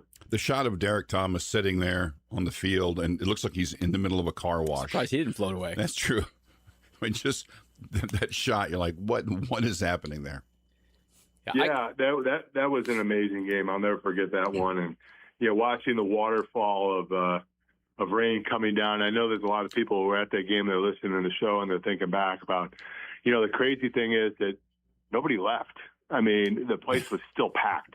Yeah. You would think that, when it started raining as hard as it did, that everybody would leave. But nobody left. It was an amazing game. And I remember going, they had to stop the game because of, maybe it was too much rain or lightning. I can't remember exactly what it was, but we went into the locker room, and there was about a foot of water in the locker room too. So yeah, we weren't escaping the water going back to the locker room because it was flooded. It was running down the walls of the stadium into the locker room. Yeah, I found that out the hard way because I was very dry throughout the entire game up in the press box, just enjoying the night, and you guys were all down there wet. So then after the game's over, I go down, and I was younger then, and I was a nice person. So like James Hasty was over there, and I was going to go interview him, and he was sitting on a stool, so I took a knee to get down close to him so he didn't have to stand up, and my knee went splat. I'm like, oh my God, what the hell happened in here? So I mean, they had gotten that water out of the locker room, but those carpets were still soaked, and I'm like, so my knee got wet. Tim, do you feel bad for me? I got wet that night too. No, I don't feel bad for you with that, but I do feel bad for you. The one time, one of our famous interactions that you and I had early in our NFL career, I can't remember exactly what happened, but you came over after a game, we were interviewing you, and I were talking. We had a nice relationship at that time, and we still do. In fact, I think the very first time you and I met, you were doing something for Conrad Dobler. That's right. And we were in Lynn Dickey's doing something in 1990. Yes. That's how long we go back. But you were sitting there, we were talking, and then all of a sudden Carl Peterson came over, and he whispered in my ear, "Don't talk to these guys. They do nothing but, slander us," or whatever. I can't remember exactly what he said. Well, I'll tell you exactly what it was. It was also Seattle, I believe. It was a night game, and it was the time that they had concocted. They were trying to break the attendance record by having fans watch the game at Kauffman. And so Carl Peterson, listen, Kevin had been mocking the idea because it was kind of a silly idea to say this was an attendance record. And so that's what Carl was mad about. So I went over to Carl after. I'm like, so what are you saying? I don't have a credential. I can't talk to anyone. What am I supposed to do? Blah, blah, blah, blah. And he kind of said, he said, your boss has been running down Lamar Hunt, blah, blah, blah, and all this stuff. And I was so mad. Tim, I tell people this all the time. You can ask any one of these young people around here. My role is ABR, always be rolling. So I had a mini disc player back then, and they were a little touchy. And I had the microphone and the mini disc player in my hand, and I was not rolling. And I don't have the audio of Carl Peterson telling me I couldn't talk to anyone. And that has been bothering me for 30 years. Forever. But he said, Leabo, anyway. Your boss, he's not very nice. He's not being nice to my boss. One final note on that Seattle game. What I remember about it is you won that night to go to 4-1 and then lost 7 straight. No, don't bring that up. We're not talking about that. We're going to take a break on that note. We're not going to talk about how 1998 ended. It wasn't great. Before you take your break, I think it was later on in that same year when I had my famous quote, "And they were rolling." Yeah. See, well, do you remember my famous quote that I said that was that something about a baseball bat? Yeah, something about a baseball bat. Yeah. Rolling on that one, I almost always roll. And I thought I was rolling during Carl talking to me, but I wasn't, and it bothers me to this day. Tim Grunhard is with us here on the program. We'll come back, break down more stuff with Timmy here on a big Wednesday on Sports Radio 810 WHB.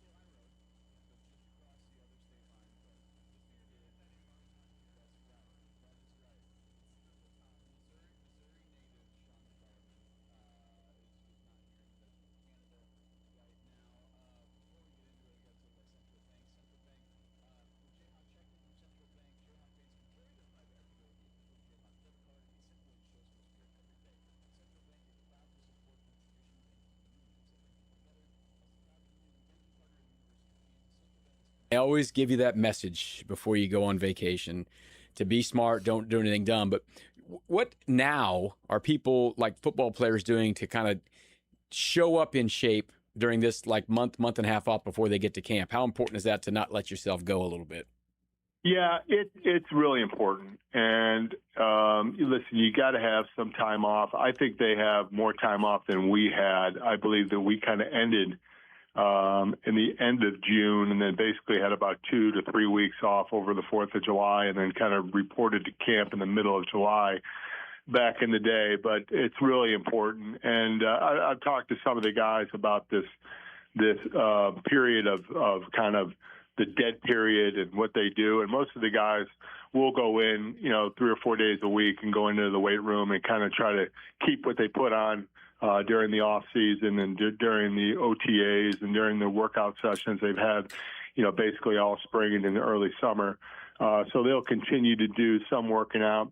And this day and age, there's just so many of these facilities that you can go to that are just run by guys who are either ex-NFL strength and conditioning coaches or guys who played in the league or just trainers that you can go to all these different places all over the country. I know they have them in Arizona. There's a bunch in California. There's a couple down here in Florida that they'll go to. In Kansas City, the weight room is still open. You could still go over to Arrowhead and the facility over there and work out and do things. You just can't do it with the coaches. So that's what I would, I usually would try to take about a week off right before camp started. But, yeah, I would continue to, make sure that I stayed in shape. I was one of those guys, if I took some time off, then I would put on some bad weight. And I remember, a couple times coming in, I think I left maybe about 305 or 310 from the summer workouts and then came back in and weighed like 325. And they're like, "What the hell have you been doing?" So nothing. I learned Eating. nothing. Yeah, eating. So I learned my lesson on that. So a lot of it's water weight, and a lot of it's just you're not sweating as much, so you put some pounds on and you lose them pretty quick. But it's really important. I've talked to some younger guys, and I give them a couple different things to concentrate on. Number one is, stay in the books. Keep studying, keep learning, keep looking at your playbook.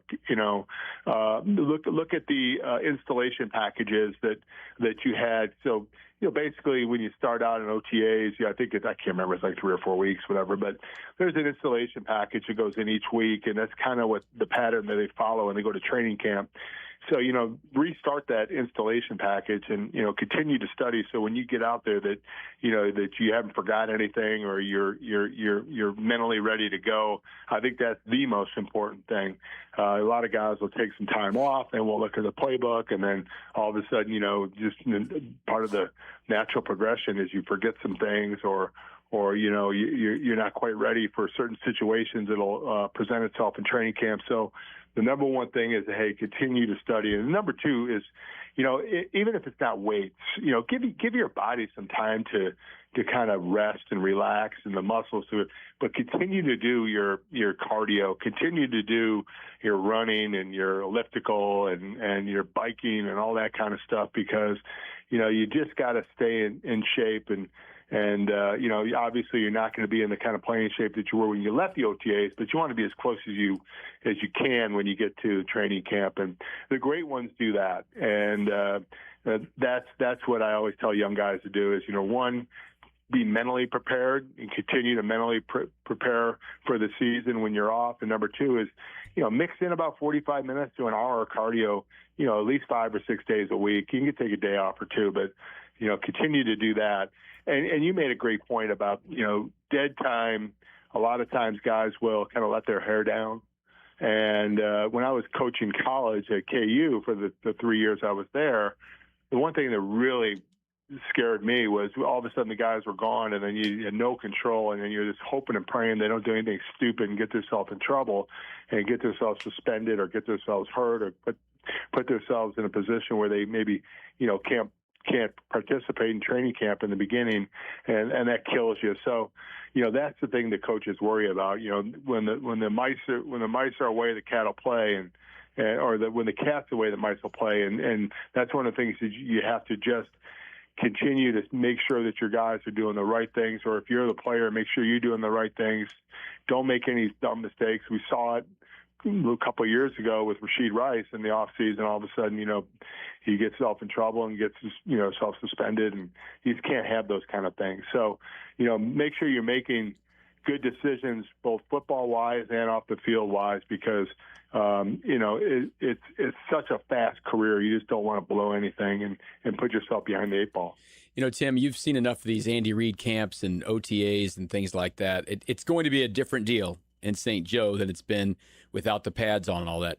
What advice do you have for some of these young guys who've never been to an NFL training camp about how much different and more difficult it's going to be than what they just experienced at these OTAs with just this, not even shells on them, and just kind of running around out there in shorts?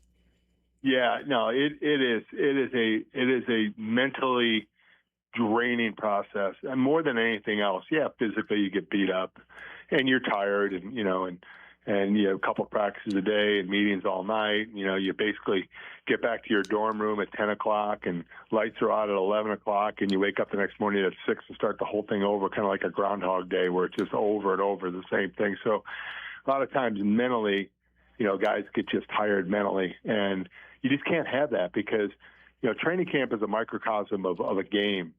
First and second quarter, you may have all the energy and you might be clear-headed and know exactly what you're doing. But when you get tired is when you start making mistakes. When you get tired is when, you put yourself in a position to fail or turn the ball over or have a mental error and give up a sack or whatever. And that's in the third and fourth quarter. So if you can kind of just test yourself of really, like Marty used to say, go to the next play, or you watch baseball, and you see, the baseball players, they may go 0 for 4, but they got to put that behind them. And, the next day, see if they, get a couple knocks and get themselves back on track. It's the players that they get kind of swallowed up by that mental drain, and they keep making mistake after mistake, and they kind of compile on themselves. And the next thing you know, you're putting yourself in a position where you're not going to make a team because of all the mistakes you're making because you're worried about what you did the day before. So that's one of my things I tell these kids is, listen, you're going to have bad plays. You're going to jump off sides. You're going to get beat. You're going to be, put in a position to fail. But those are the tests. Those are the things that the coaches want to see, how you bounce back from those things and how you find ways to have success after failure. And all those things. For everybody out there, the coaches every night after a training camp practice will sit at a table. The first thing they do is they go through their roster with position players, and they talk about how's this guy doing, how is he making adjustments, is he mentally strong enough to get through a whole season, is he mentally strong enough to get through a whole game. So those are the things that they're looking at just as much as how fast they are or how strong they are or how quick they are or, how many catches they made or how many tackles they made.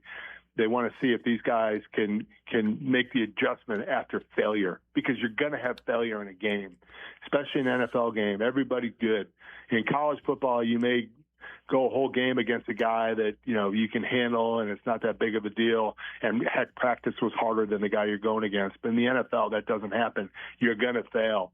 And part of the evaluation process is, can you bounce back after a negative play? Can you go to the next play? And if you can't, they see it in training camp, and those are the guys that don't make the team. One of the best compliments we hear from coaches about young players has as its root mistakes. And it was said of Patrick Mahomes his first year. And the term, generally, it's a variation of he doesn't make the same mistake twice. He learns he'll make the mistake once, and once he realizes, he doesn't do it again. I mean, even someone like Mahomes and the best players in the league begin with the idea that you're going to screw up. Do you do it more than once? And the really good players don't. Absolutely. Nothing drives a coach crazy or aggravates a position coach more than, you get corrected and then you go back and do the same thing again wrong. Those are the kind of things, you just can't have those guys around. You don't have enough time. There may be a huge upside to a guy, but if he just can't mentally handle the assignment or just can't mentally handle having failure happen to him, then you really can't keep him around. You really can't trust him on the field. And that's a great point with Patrick. And I remember, you guys remember, training camp, you'd be listening, Patrick Mahomes threw 3 interceptions in practice today. And everybody's like, oh, he's going to be a bust. He's not going to be any good. And, that's part of the process. That's part of the deal. You're going to have drops. You're going to have interceptions. You're going to have fumbles. You're going to have misassignments. You're going to give up sacks. You're going to give up negative plays. You're going to have misassignments. All those things are going to happen.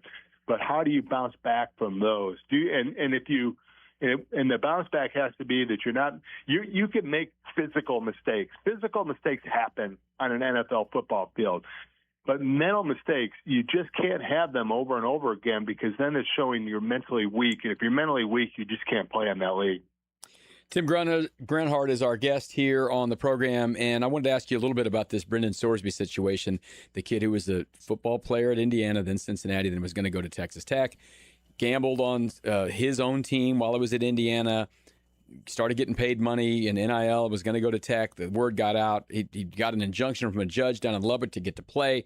It's been a wild ride. Now, he's living in a different universe than you ever lived in as a football player, especially at his age, with the fact that gambling is legal in all these places and all that. But it doesn't matter about gambling being legal. It is the biggest taboo in sports.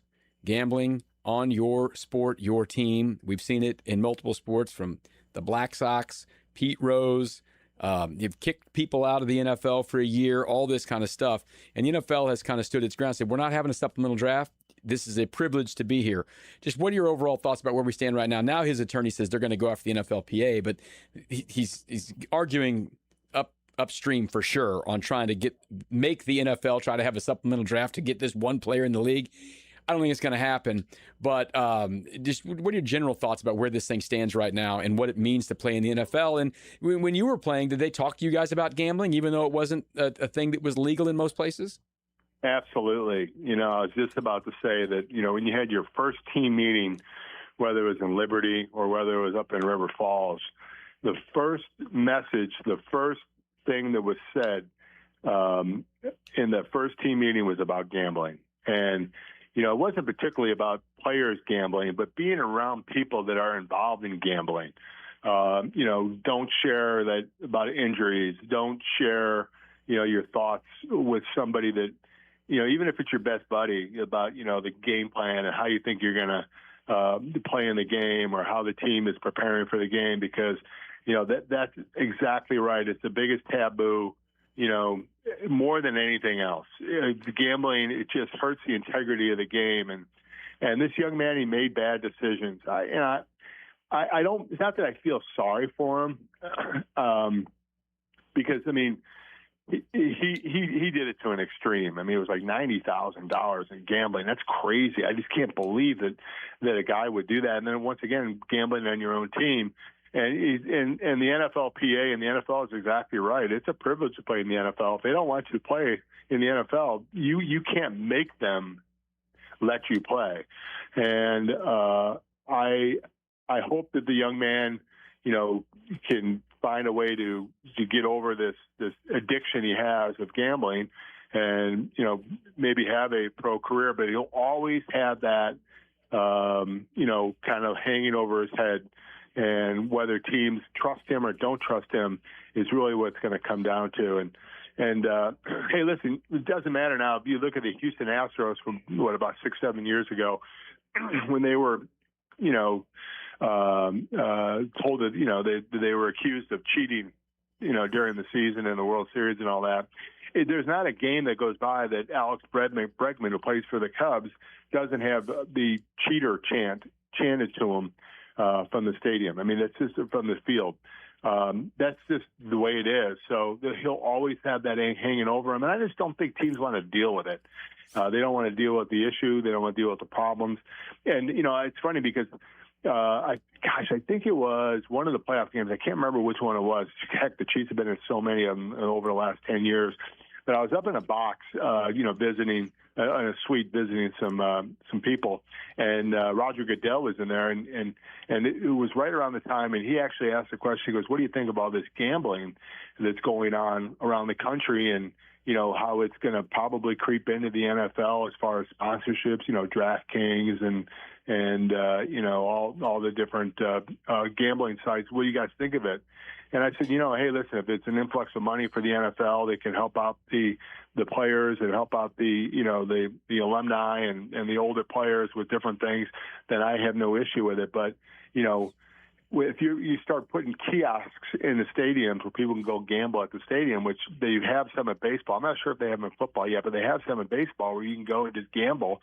It's a mixed message that's being sent that the NFL and MLB and NBA and everybody else is making a bunch of money off these gambling sites, and then the players, are tempted to get involved in it, and they get in trouble. So it's a catch-22, and it's a Pandora's box that's been opened up by all these leagues to take that money, which is a good thing for the influx of the leagues. But it's also, it sends sometimes a wrong message that, that gambling is okay when it comes to, on professional sports. Hey, listen, I'll throw $10 on the soccer game. I think I put $10 that both teams would score in the Canada-Swiss game coming up. So, I'll do that. But I get it when it comes to the NFL, and all these leagues are just so hypersensitive that the integrity of the game is going to be marred from players gambling, and you just got to nip it in the bud.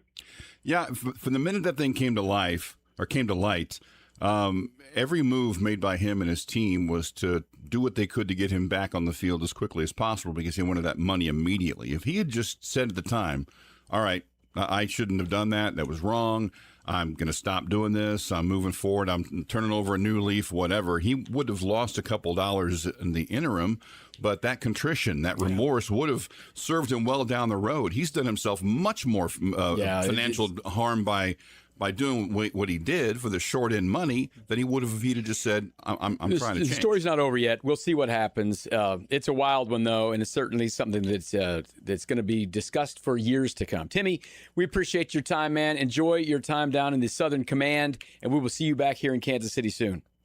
All right, guys. In Kansas City, man, great job, everybody, of hosting the World Cup. You guys are doing a wonderful job, and, continue to represent our great city out there with all the people that are coming into our country and visiting. And, man, just can't tell you how proud I was walking through the airport and seeing all the different colored jerseys and from all the different countries and people taking selfies, around the barbecue places, even in the airport. So, yeah, Kansas City is getting a great jolt of income, but also a great reputation from our people doing such a wonderful job. Well said. That is Tim Grunhard, Chiefs Hall of Famer, right here on the program.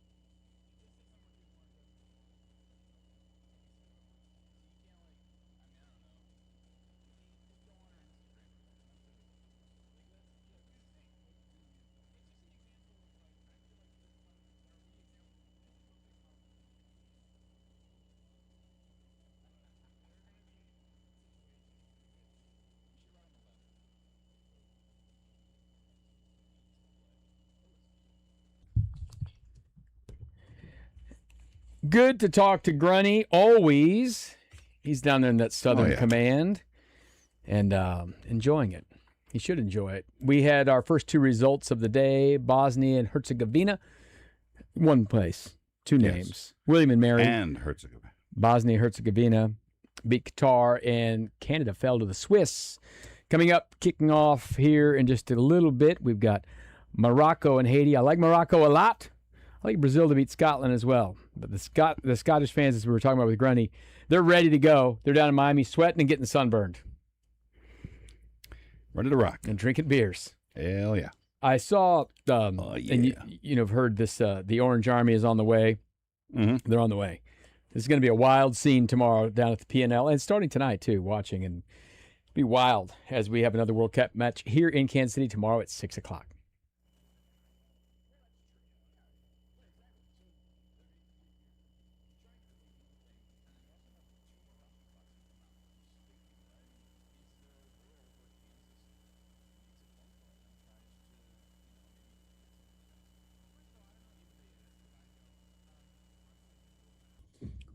All right, who was the last Royal before Jack Caglione to hit 6 home runs in a 5-game span? Brought to you by La Feta Delicatessen.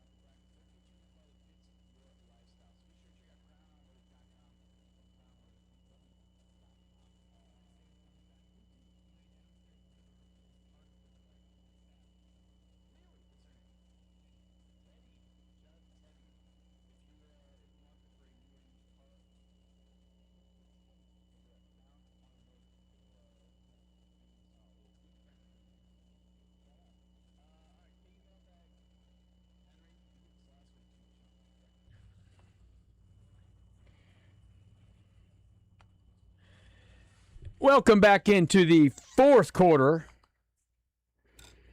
of the program. I'm Todd Leabo, in for Soren Petro.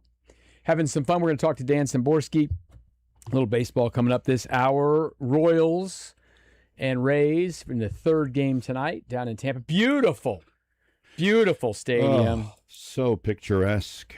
You look up at the beautiful. It's a cathedral blue. to the game. Yes. The Sunshine State, all covered up. If you played baseball in a grain silo. Wouldn't that be something? It'd be something. Hey, they've been doing it for years. They have. And the great thing about that is that fans have been flocking to Rays games in record numbers. Can't get enough of it. Cannot get enough of the Rays. Can't get enough of it. So it's 5:40 tonight. You can check it out on Royals TV. The Rays are favored, but they've been favored the last two nights. Yes. Right? And minus 155, Kansas City plus 128. Noah Cameron and Griffin Jacks. We'll see if Jack can get any more jacks, as Jack Caglianone's gone deep a couple last night. 5 out of 6? 6 homers in 5 days? Yes. 6 homers in 5 days. Pretty good. Yep. Pretty good. Bob Witt not in the lineup tonight. No. We'll see. Maybe tomorrow. Maybe Chicago. Better be, because they didn't put him on the injured list. So yeah. They did not do that. Matt Quatrero here talking about Jack Caglianone, and he is in some kind of groove. I'm not so sure it's approach. I think it's more just comfort. That was kind of the plan, was to get him eased into facing lefties. And, right now he's obviously on a good stretch regardless of whether it's righty or lefty. He's been hitting the ball exceptionally hard. That first home run, I think it was a slider, obviously demolished that ball. We know he's got power, showing it to all fields, the line drive to left center. And equally as important, it didn't seem as big at the time, but picking a couple of those throws in the dirt from Avila when he was trying to get guys early in the game. Who knows what happens if those balls get away? So he played a complete game. So talking about, he's playing first base because Vinny Pasquantino's been hurt. He was a first baseman. Remember all the talk last year? He'd never played outfield really, so they had to do all the work with him to get him capable of being an outfielder. He's turned into a pretty good outfielder. He's got a cannon of an arm. I've been noticing, though, he's looking a little less impressive going and getting the ball. Yeah, he doesn't take great routes. He's not super fast. I think we're starting to see that, and that's not going to get any better. So yeah, my hope is that when Vinny Pasquantino's ready to play, Jack Caglianone stays at first, but I sense that's not going to happen. Yeah, unlikely. Got a bad feeling about that. So also last night, Nick Lofton hit a home run, correct? So hit right before little back-to-back, little bing bang bong. And listen, he's a fine ball player. Yeah. We mentioned Bobby Witt's hurt, and he hasn't been playing since the fifth inning last Thursday. And Michael Garcia is hurt; he's not been playing. Vinny Pasquantino's been hurt; he's not been playing. So some of these guys are getting opportunities, and Matt Quatrero says that's just what Nick Lofton needed. Nick's a good hitter, and he's getting a runway here to play a lot more than he has in the past, and I think he's accustomed to that in the minor leagues, and so being more comfortable in what he's doing, using the whole field, we're seeing some more of the power, driving some balls, but more so because I think he's just consistently in a good spot timing-wise and using the whole field. Did a nice job, and he's come through with a couple. Most of these guys who are just kind of guys on the team, they need to be helpers, and you do need opportunities to go get it done. Sometimes you kind of get overexposed if you get too many opportunities, but he looks like he's kind of a ball player. And one like the one last night, that kind of you unlock the seal because that guy's pretty good. They're facing, and who knows how that first inning goes. Did Caglianone feel more comfortable at the plate because he just saw Nick Lofton take him, deep to left, and thought, all right, I can hit this guy. You bust that seal and get that 0 off the board. Everyone kind of relaxes, and then it was 2-0, and then it just kept going, as you'll hear in just one moment. Todd, insurance is always good. Todd? That's what we always text in our little groups. Little insurance. Take a little policy right here. You get a big policy last night because they kept pouring it on to where it wasn't going to get out of hand, and that's one of the things that Matt Quatrero likes. You got to tack on those runs in the late innings because it hasn't been all that great in the late innings from the pitching side. So the more the merrier for Q. It was 2-1 game. Tolley puts the bunt down. They throw it away. That turns into 2 runs with, the 2-run single from Lofton after that was a huge hit. So getting to 4, and then obviously Jack breaks it open at 6. That inning was big. I think, what we're seeing, we've talked about it, functioning as a group. Not any one guy has to do it. I mean, Jack's been pounding the ball and driving in runs, which helps, obviously. But other guys are picking up little, base hits here and there that are making it easier for us to expand. 12-5 final, and as expected, Tampa scored 4 runs in the last couple innings. Now, maybe different, would approach it differently, whatever. But still, the Royals have not been super clean down the stretch, so you can't score enough runs. I'm not saying his name shouldn't have been popular, shouldn't have been a buzzword in the first part of the season, but you don't hear Alex Zumwalt's name much anymore. It helps when someone like Caglione finds the stroke. By the way, I'm looking back, last 34 games, Caglione's slash 320, 393, 600, 993. That's just a month, 34 games, but that's the best, that's the best stretch. He just looks like a different guy. Before the pitch even comes, everything looks different for him. Comfortable. By the way, the problem with that is that he's been on that tear, and in those 34 games, Royals are 13-21. Yeah. They got a lot of other problems. Yeah, they definitely do. What if he was April or last year, Cags? Yeah. Wouldn't be good. It wouldn't be good because they've got injuries. And, Cole Reagans, they say is going to have surgery. Don't know exactly what exactly it's going to be. They're going to get in there and kind of look around a little bit. Don't expect him to pitch anymore this year for this team, and who knows when next year. And they've got plenty of guys who have had pitching injuries. Chris Bubich is going to go out and make a rehab assignment because he hasn't pitched in a while. So they got a lot of work to do there. But if you're looking for good things, we always say, got to squint. He's squinting, you seeing something? I don't think you need to squint at Jack Caglione right now. No. Eyeballs open, he looks like a Major League Baseball player who's going to be certainly a plus player. If he hits you're not going to have this pace for the week, but maybe if you have the pace you're talking about for a month, he was the 6th pick of the draft, who is one of the most accomplished college baseball players there was, and was a star in the making.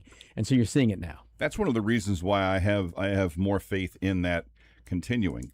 That's one of the big things for me is if greatness was expected of a player, when you see greatness from them, you trust it more than if a guy comes out of nowhere. It doesn't mean it has it's necessarily a lock, but I have a lot better feeling of Caglione continuing 847 than I did when Miguel Garcia was doing that. When Bobby Wood does it, you think that's going to continue. 15th round guy who gets up and or even like Whit Merrifield had to prove it for a long time. This was not someone who was expected. You're the 6th pick of the draft, and you're not a high school kid. You're a college kid who put huge numbers up. You're like, okay, this is what it was supposed to be. One of the biggest question marks moving forward. One of the biggest determinators. I like that word. Determinators. I'll be back. Sounds like someone's softball team. I'm Determinators. We hit the ball over the wall. We are the Determinators. For the Royals' success over the next 5 to 8 years, is Jack Caglione being worthy of the 6th overall pick? So when that guy, who so much is on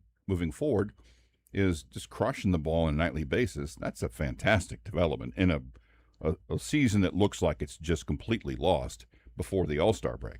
Yeah, for sure. He gives you a reason to want to watch the game now. Absolutely. I'm sure a lot of folks are like, nah. Well, maybe not. I wouldn't miss one of his at-bats tonight. He might hit 500 feet. Yeah, you absolutely will take a peek at that. Tarek Skubal can be back on the hill tonight. Another thing happening. Great news for everyone, I guess. Good for him. You don't want guys to be hurt. That's good. He's a bowler. World Cup action. Canada loses to Switzerland, so therefore Switzerland wins the group. Canada gets 2nd place in the group. Bosnia-Herzegovina is in 3rd, and I think they're going to guaranteed to go through. I don't know if they've got their spot yet where they'll play. Right now, just underway, we just started at 5 o'clock. Already a goal in each game. Brazil, Vinny Jr., early, 7 minutes in, but Haiti, who is a considerable underdog to Morocco, who's a pretty salty team, is up 1-0 right now. So got a couple goals going, and we will have a couple more games late tonight. South Korea and South Africa. It's the battle for the South. It is. And the Souths. Czechia and Mexico. Mexico's won their group, but this will be playing in Mexico City back there, and they'll try to put a show on for sure tonight as the World Cup marches on. Tomorrow we will have the Netherlands here in town playing against Tunisia. The Netherlands are going to try to pour it on because they want to win their group, and they're exactly tied with Japan. with a +4 goal differential, and Tunisia has given up 9 goals. So yeah. Look for some goals tomorrow night, and look for, you've heard Bethany, she's down at the Power and Light. They're opening at McFadden's at 6 a.m. tomorrow for these Dutch fans. So if you want to go experience this and you work downtown, go by, grab a little breakfast at McFadden's, watch this insane parade. The orange bus is in town, ready to go. They're going to go right down Grand from the P&L to the World War I Museum. It's going to be an awesome sight. Intern Thunderdome, who is our senior World Cup correspondent in-house, he's the guy we turn to for expertise. Thursday is usually his day. On yesterday, he goes, it's okay if I don't come in tomorrow. I'm like, or Thursday, like, yeah, what's up? He goes, I'm going to go to this Netherlands thing. I gotta go, dude, you have to go. You have to go. If you come here, we'll toss you over the bridge. You're a correspondent. Tell him he's got to send us some videos. Yes. Get in there. I want to see him bouncing. Oh yeah, in there. That would be hilarious. By the way, I'm looking at the obviously the round of 32 games begin on Sunday. So far, the only teams that are locked in: Germany, Mexico, the United States, and now Switzerland and Canada. Argentina. Well, that are locked into spots. I think Switzerland and Canada are locked in now. I think Switzerland won the group. Their thing doesn't show it yet. It's the middle of the morning over there. That's true, but I mean it's the official site. Let me refresh and see. Switzerland won the group. They've got 7 points, so they're the B1 wherever B1 goes, and Canada's B2, so they're in. Yeah, I did. I just needed a refresh. Refresh. Yeah, Canada, Germany, Mexico, U.S., Switzerland, Argentina, and Canada comes to America now. They'll be playing in California. Mm-hmm. That's where the B2. They're waiting for A2 to be there, and which we'll know tonight. Will they have an aching in their heart? They probably should. If you're going to go to California, you have to. Might as well. You might as well. I wonder where does Mexico's game? Because I think they get maybe one game in Mexico. Yeah, that's still Mexico City. Yeah, Mexico City for their first game, and then I think it comes Tuesday. Up July 5th if they win that game. Oh, that's still in Mexico as well. Oh, so they got a couple games down there. I think after that then the quarterfinals are all up here, I believe, and that's where we will have a quarterfinal match on the 11th. We will get the final. Which looks, quarterfinal. You know, things that if things play to seed. Mm-hmm.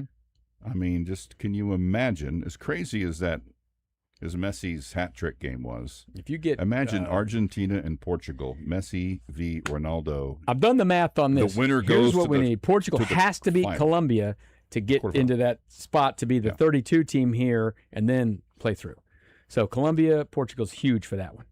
Huge. I mean, that's this city. And someone who's going to the game on July 3rd and might be selling 2 other tickets. I would really like Portugal. Hit me up on the DMs. Well, July 3rd's that's round of 32. Right? Yeah, I have tickets to that.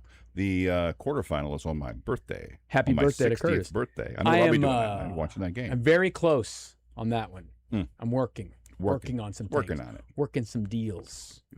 You know people. Oh, I know people. And I like to work on things. I like to get it done. Do my best. Hell yeah. And then we had the NBA draft last night. Couple other notes. Austin Reeves, we talked about this earlier, undrafted player a few years ago, went to Wichita State and Oklahoma, signed a 4-year deal for $185 million. Good for him.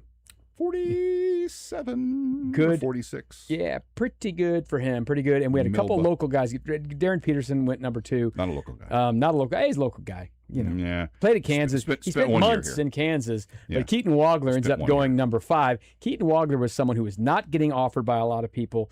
Just kind of worked out. People liked him a little bit late in the game. Brad Underwood called him, who was a head coach at Illinois, said, hey, would you like to come? He came.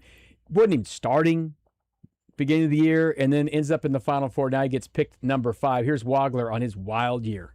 I don't think you can. It's super awesome to be able to do it and experience it, but I think it just goes into show how hard I've worked throughout the season and just my whole life and just dedicating my life to it to get to this point.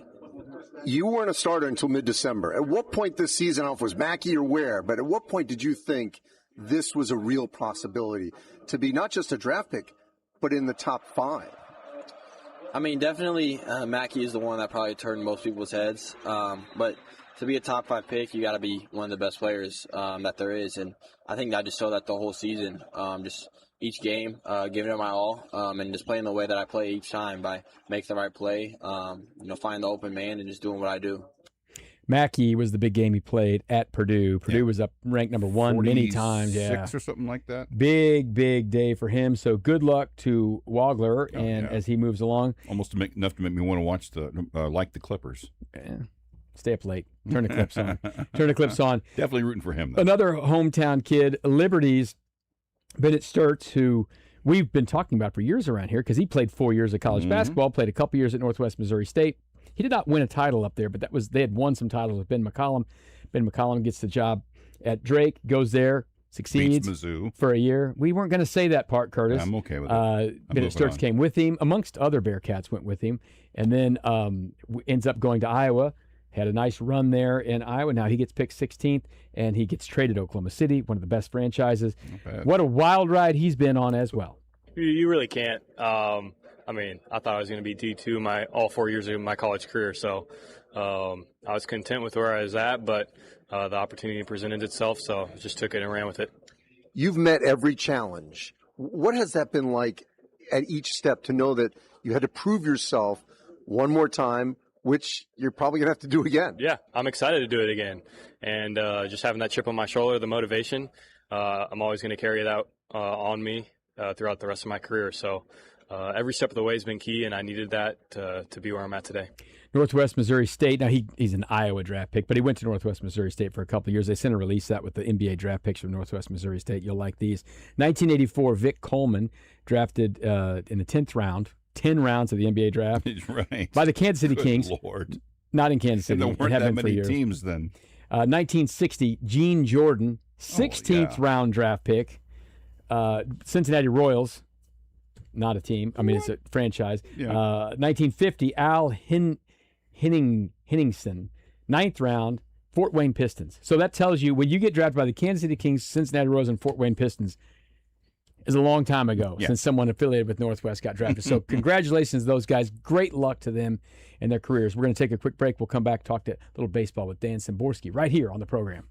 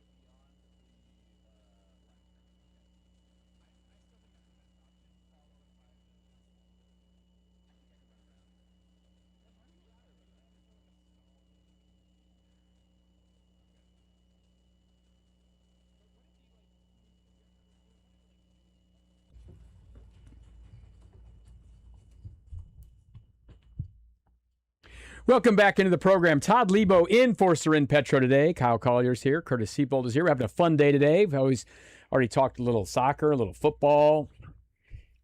Played the feud, lost. Yep. All the good stuff But we had. Kicking. Let's get back to some baseball here with Dan Szymborski, senior writer for Fangraphs, ESPN contributor, data provider, zip statistician, gamer. I like data provider. I'm going to read. I like card. his Dan. First of all, welcome to the show. I love your bio there on the X. Got all of it on there. What is terrible? What are you terrible at? You can't be terrible. You put that up there. You're terrible. Well, see, I am terrible in a way because I tend to be the bad guy for things. Okay. Because there's like the nice stat guys. Like Saris is a very nice guy, and I'm the mean one. You're the terrible one. I like it. And you're also a digital dandy, so that's all good, right? The truth has no bias. Murray Chass, back in 2016, he did not like me, and he said as an insult that I was some kind of digital dandy. I didn't quite know what that meant, but I figured, hey, that sounds like an interesting nickname, so I stole it. That's you know what? You turn it around. You take it. You take the power over that. Don't let anyone talk bad about you for sure.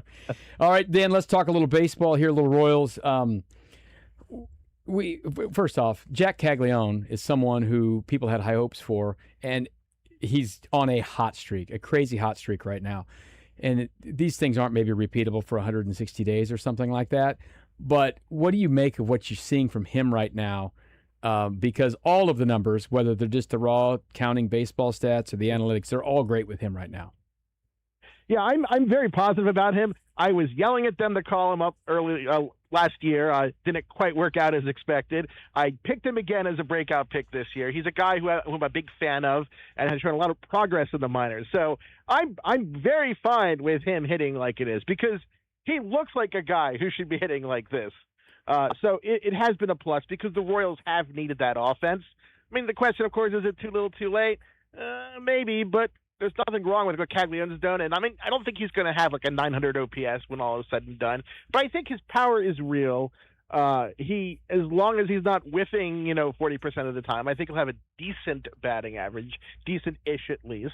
I think he's a big part of the Royals the next several years, and I don't have that many complaints about him. Yeah, one of the things we were talking about earlier, listen, Vinny Pasquantino was a great story to get to the bigs and play for a few years, but he was an 11th round pick, not the 6th pick of the draft. Everything looks harder for him. Swings hard, he's not hitting 450-foot home runs with the flick of the wrist. This is what Jack Caglione is supposed to do. He's supposed to not have to swing really hard and hit the ball over the wall to left center. And then when he really gets a hold of one, it's supposed to hit the back wall of Tampa's Dome Stadium, which he can do that as well.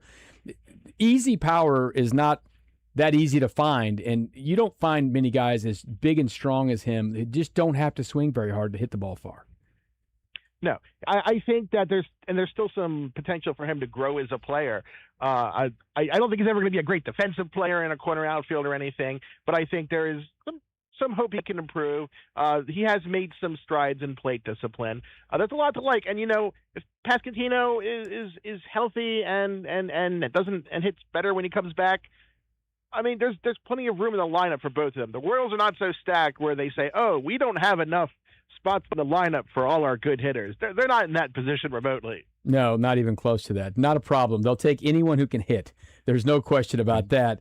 We're talking to Dan Szymborski about baseball, and I want to talk a big picture thing. I read your blog about the draft and this what has been proposed by Major League Baseball, which probably won't end up happening because we're a long way from getting to where they're going to come to terms on this thing. But if the MLB gets their wish with changing the rules for the draft, how many players get drafted and all that, you went back and did a little work on, when players would get to come up, when they would get a contract. And it's a pretty interesting exercise that you did. What did you learn about, like, maybe the last 10 years or so, some of these contracts that are running around if Major League Baseball gets the rules that they want to have?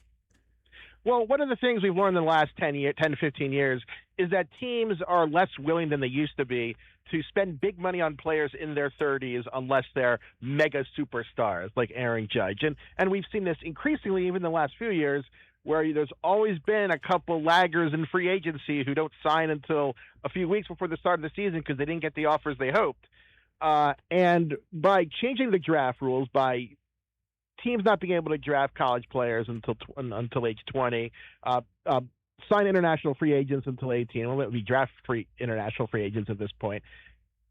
MLB does see a process where there are even fewer players still hitting free agency at 25, 26, because that's a big reason Juan Soto gets those big bucks.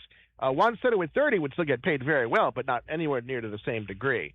And if you start adding a year or two to everybody, then you're going to start to see a lot of guys hit free agency for the first time at 31 and 32 instead of 29 and 30. And teams are going to be less likely to bid for those players because the reality is that, time always wins, and teams do not want to pay for the best part of a player's career if they don't get it. I don't think this is going to go through in the end. I think the players and owners have a lot more to fight about, but this is really wait and see, because I still have no idea where we're actually going to go after the lockout starts, other than there will be a lockout. Yeah, it's interesting. They just keep putting things out. The MLBPA, I'll give them credit. They send a release out that says this is what we asked for, and now we're seeing these things that the owners want, and it seems to be just some wild things that they've thrown out just to see what sticks. It's going to take a while to where they get down to brass tacks on any of this stuff. And it's the part that really frustrates fans, that should frustrate fans, is I know the players want to get more money and the rich, evil owners are taking more money and all that stuff, but they're all getting rich. And they're all getting rich anymore on the backs of, it's much harder to watch baseball games now. Like here in Kansas City, if you don't have cable, you have to, buy the package, but it's not getting cheaper to go to the games, all those kind of things. And the people who just want to watch the game, and they're going to blow this thing again, and there'll be a lockout. I think everyone is preparing for a decent work stoppage. Do you have any hope that there won't end up being a lockout during this? I mean, there will be a lockout. I mean, the question is how long, and I go back and forth on that. One side of me says, hey, both sides have a lot to lose if there are actual games lost during the season. Because once people get used to not following baseball, and there are a lot of entertainment options out there, once people get used to there being not following baseball, they might not come back to baseball. And that doesn't really benefit anyone. It hurts the owners, it hurts the players. But at the same time, they both kind of had this incentive to, push as far as they can to try to get the best deal. So it's done throughout the media, basically. It's ugly. It's weird at times. MLB loves to throw out some of these strange proposals. Last time, they proposed that arbitration salaries be determined by Fangraphs stats, which, of course, went over pretty poorly with the players, as it should have. We kind of thought that was weird. It's like, don't get us involved. Yeah. It's not our fight. Come on. Yeah, we'd never be able to tinker with the formula if we cost people millions of dollars or trying to get us. Everyone hate us. But I don't know where they're going to be. I mean, it could be that the owners are throwing out a lot and these are negotiating positions and we'll kind of get down and distill it to the real issues before too much time is lost this winter. But it's hard to tell because owners and players do not have a great history of amicable agreements. I'm going to ask you for two percentages. One is contingent upon the other. The first is percentage of chance that there will be a work stoppage. The second number is the percentage of chance that their work stoppage does not lose any games. I think, well, if we're just talking the lockout, I think there's probably a 90% chance of a work stoppage. I can see that there is some value at crystallizing these issues early, and then everyone puts their cards on the table, and you're not doing this whole process of filling each other out. I don't know if that'll get results, though, and that's a big deal. I think that we're probably, once there is a lockout in place, I think we're 50-50 about losing games.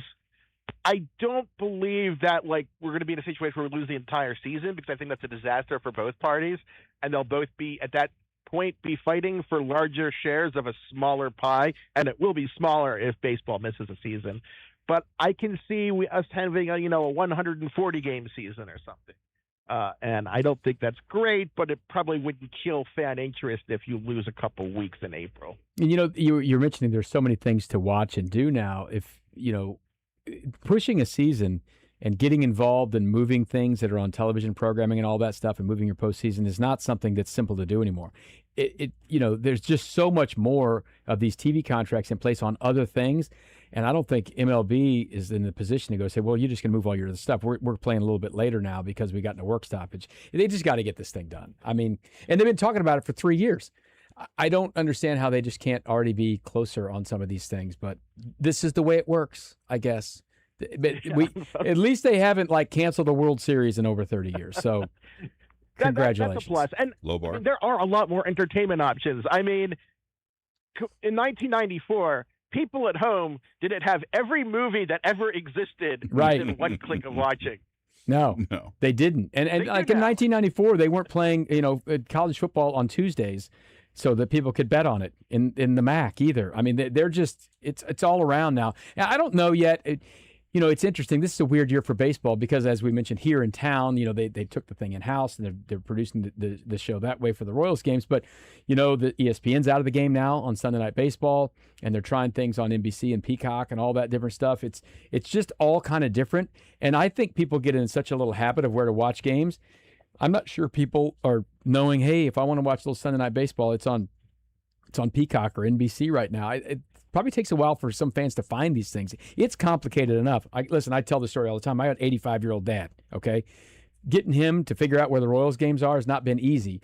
And Apple TV on a Friday night, forget about it. I mean, it's just it's a wild thing. So they might kill the golden goose. And the goose is not – a lot of these other sports, their revenues are growing on the TV contracts. And baseball's doing okay, but there's no guarantee they're going to get a 40% increase on some next contract or something. No, and I'm not a fan of the balkanization, I call it, of the streaming services, because it's always okay, this one game on Wednesday you can only watch on your smart refrigerator by Frigidaire. What? Or some streaming service you never heard. It's Zupadoo. They have the Tuesday night games after 5 p.m. but before 8 p.m. in April. I can't find any of these. I don't know what these are. I like having channels. At least they're in numerical order for me to look at. Yeah, I saw a funny video. A guy was on Instagram or TikTok or something. He says, watching Major League Baseball, he said, this one's on Jeff TV. You have to go to your friend Jeff's house. You have to stand outside, but he will open the curtains for you. You know what I mean? So, I was like, yeah, that's about what it is sometimes. We were talking to Dan Szymborski of Fangraphs and lots of other places. He's a digital dandy as well, about kind of what's going on in baseball. What do you think right now? I guess Seaboldt's going to come back. The Tigers in the Royals division have been disappointing, but I feel better about their chances of making a move than the Royals about getting kind of up the standings. But is Seaboldt coming back going to maybe be the difference for them? Can they make a real climb here in the Central? I think they need to kind of make that move quickly, because Seaboldt's not going to be enough if they're still below 500 in a week or two. I mean, they really need to go on a run quickly. Both teams do. I don't think at the end of the season that you're going to actually make the wild card with a losing record. I think a few teams will kind of beat that, so you have to kind of take that into consideration. I think there's a very good chance that the Tigers, if it doesn't work out quickly, that they will throw in the towel fairly quickly. I mean, they've always been realistic about Seaboldt, and I think that they will trade Seaboldt if they don't look better in a couple of weeks.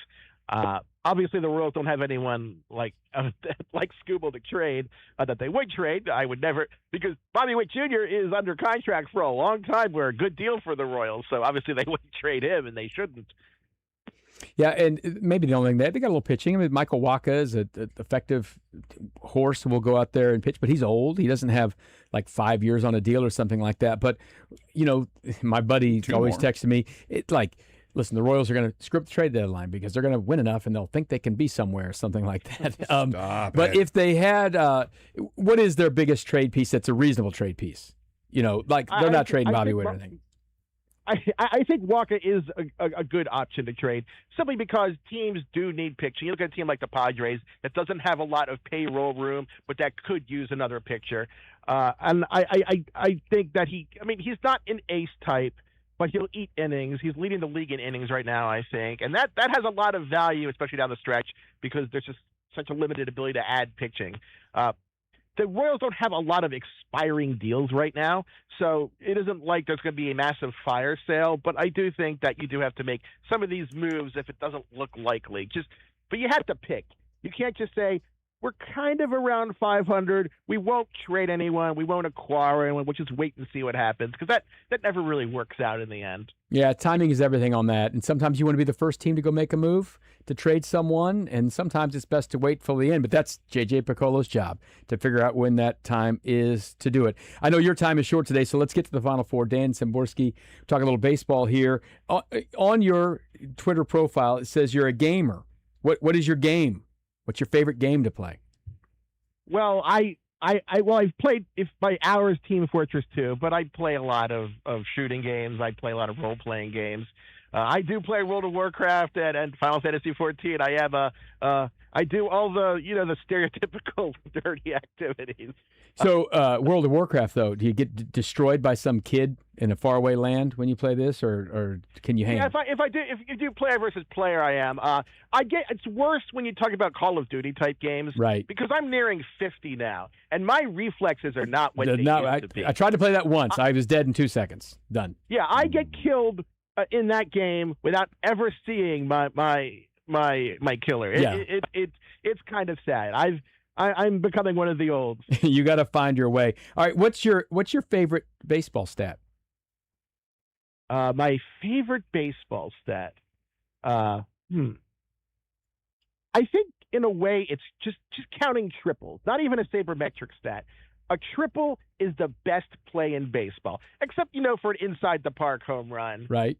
Because there just aren't that many of them. But triples are the coolest thing, I think, playing the game. Triples are more fun than home runs, because most of the time during a home run, they're just trotting. A triple, there's some real stress and question about the play. Yeah. And it's the longest sustained play where there's uncertainty in baseball. So triples are my favorite stat in baseball. I like that. Who's going to win the World Series? It's boring, but it's probably going to be the Dodgers, and I'm just going to be annoyed by that. Yeah. I won't be tuning in for that. Maybe a little bit. I don't need to see that parade again anymore. All right. There's been a lot of injuries in the American League. It looks like Yordan Alvarez is your odds-on favorite for the MVP. Is there anything that could unseat that other than an injury to himself? It's hard. He's someone who is actually in the competition. He does have a plausible shot at a Triple Crown. We've only had the one recently with Cabrera. A lot of guys haven't done that. Trout had a chance, he didn't. Judge had a chance, he didn't. So it'd be a big plaudit for Alvarez.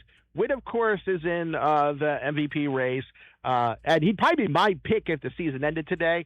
Writers tend to not be as team-specific with the awards as they used to be. I certainly never am, but I'm an NL voter, so I'm not even going to get a chance to do that. I'd love to see someone like Kevin McGonigal or Dylan Dingler just sneak in some MVP bits. I know the Tigers are Royals competitors, right? But it'd be fun. I just want to see an MVP named Dylan Dingler, because it's such a fun name. Take that L. It should be Dylan Dinger. See, that would be better if you're going to be a baseball player. You want to be the Dinger. Hey, Dan, we appreciate your time, and enjoy some gaming tonight. And go be a digital dandy. Okay, thanks for having me, guys. See ya. All right, there you go. That's Dan Szymborski.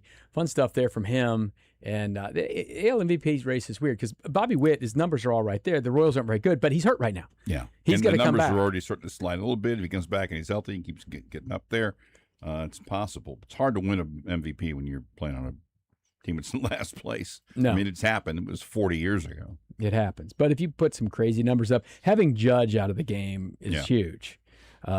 Because it's New York and all that. It's speculative. It's like dream scenario. But if Caglione, by the way, punched out first time, no first inning dinger from Cags. Disaster. Season's done. Done. Bust. He continues to pound the ball like crazy. You could see a situation where he is in the running, but you'd have to put up monster numbers to win that kind of award with a team that has a .450 winning percentage. Alvarez has 25 home runs right now. He's batting .325, 56 RBI. So he's having a year. Mm-hmm. He's a good player, and he's interesting. He's played a lot longer than you kind of think. Yeah. Oh yeah, he's not a kid. He's 29. He's from Cuba as well, so I don't know exactly how old he is, but he's 29. He came up with Houston in 19, and he's had. I mean, we talk about OPSing and stuff like that. He's OPS twice in his career at over 1,000, and one was his first year up. He only played 87 games, but accumulated 3.7 WAR in 87 games, which isn't bad. And then he had another OPS year over 1,000. Right now, he's over 1,000 again. So he's a really good player, but Houston isn't what Houston once was. Nope. Because it just doesn't last forever. Houston's, they're just a few games better than the Royals. So if you're talking about those guys for MVP, that doesn't look like there's going to be any parades for the World Series with them on those. So good for so many years, and it's like, oh, we just kind of felt like they were always going to be there, and not so much. No, it's not as easy as they made it look. Ridiculous run of success. Yeah. 8 straight LCSs after a true tank too. Yeah, a real live tank. 8 consecutive trips to the LCS. Pretty good. Or Pretty 7 good. straight. A couple of World Series appearances in there as well, and won one. Danny's tainted. Danny's been a fairly happy guy, which is it's hard to do with him. It is. Very hard to make him happy. We got some wild World Cup games going on right now. This Morocco-Haiti game, 2-2, not quite halftime yet. Not bad. And then Brazil just got their second, so they're up 2-0 against Scotland. Vinny Jr. on that one. Do you say nil? I do sometimes. I said nil. I say zero more often, probably. Yeah, I try to say the words. I wonder where we are pitch, on the pendulum swing. I mean, some people saying nothing was like, it's nil. Yeah. Now I get to the point where if you say nil, people think what are you trying to do? You're a hoity-toity. You know what I say? Stop it. 2-zip. Yeah, you're not. Or if I wasn't on the radio, I'd say something else. That's my preferred. Richard. 2-zip. Zip. Richard. 2-zip. Zip Station. Dan Szymborski was just on. We got it all together on that one for sure. He's fun. Yeah, fun stuff. He's a happy guy. Very happy, and I like the stats. I like when the stats are the stats. You're not trying to make anyone happy. You just do the stats. Nope. Some real work on that. Math, all right. Math does not have a bias. We will take a break here, come back. We still have we got tonight at 6 o'clock. Kyle's so excited. Hawk Talk, Bill Self. And then we will have the Crossroads Soccer Show. And then we've got the round 2, the rest of the NBA draft tonight. Think they'll talk about DP? Probably. A little bit.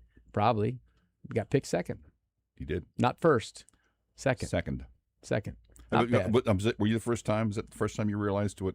You didn't watch it though. The AJ Devonce's real first name was. I think I looked that up before. I hadn't seen. I was like, who? Oh yeah, that's. Yeah, no, I had looked that up. A was short for something. Curtis, I was watching it live and I thought, oh my God, they just picked some Euro guy. Who's this guy? I haven't heard about him at all. I like names. When I see initials, I look names up and see what they are. I looked at it before. I couldn't remember it, but yeah. Junior. Yeah, not bad. Good for him. Yeah. He's not taking a pay cut this first year, but he made a lot of money at BYU. If you believe that, it was like $7 million or something like that. So good for him. Good for him. And who drafted the Wizards? Tough luck. Been a bit on that one. Haven't had a top 5 finish in the MVP since '79.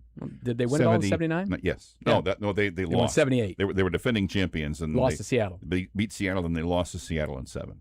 Kyle's like, Seattle had a team? Yeah, Seattle team. Kevin Durant actually played for Seattle. Seattle. A team called the Bullets? Nah, they're the Wizards now. They're actually pictures. Yeah, Kevin Durant actually played for the Seattle Supersonics. That's right, he did. That's a funny picture. It is, but he's a Supersonic legend. He is. There's no question about that. They don't like Oklahoma City up in Seattle. That was not usually kind of a deal. Wasn't very good for them. Wasn't very good. We'll wrap up the program here after this.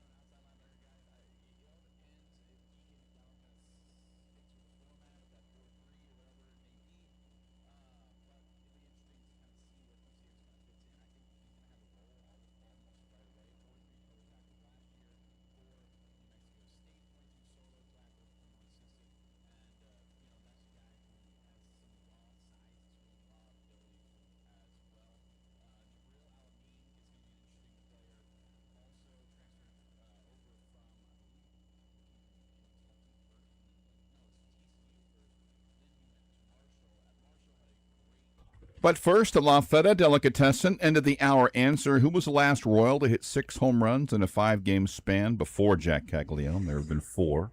It has not happened in this century. John Mayberry. Mayberry in 75. Jermaine Dye. Jermaine Dye in 99. You just stumbled Gary a little bit. Gaetti in 95. And Bo Jackson in 1990. Here's what's fun about Bo's 5-game streak. To Kyle's people, he's not even a home run hitter. Yes. And here's what's fun about that 5-game streak. The first game of that 5-game span was the game in Yankee Stadium where he hit 3 home runs. Then he was gone but for he a got month. hurt Yeah. chasing Deion Sanders. He was gone a month and came back and hit 3 home runs in the first 4 games. That's the strangest 5-game stretch ever. That's what he gets for diving for that ball. Shouldn't have dove for it. 2 great football players messing around playing baseball. I'd rather watch them play football against each other. Bo was better at one and would have been better at the other, I think, if he'd been able to play. Deion was pretty good at football. He was. Pretty good at football. Pretty good. Pretty good. A little bit. Hawk Talk's up next. Crossroads Soccer Show at 7. Stephen will be back here live at 6 bells tomorrow morning.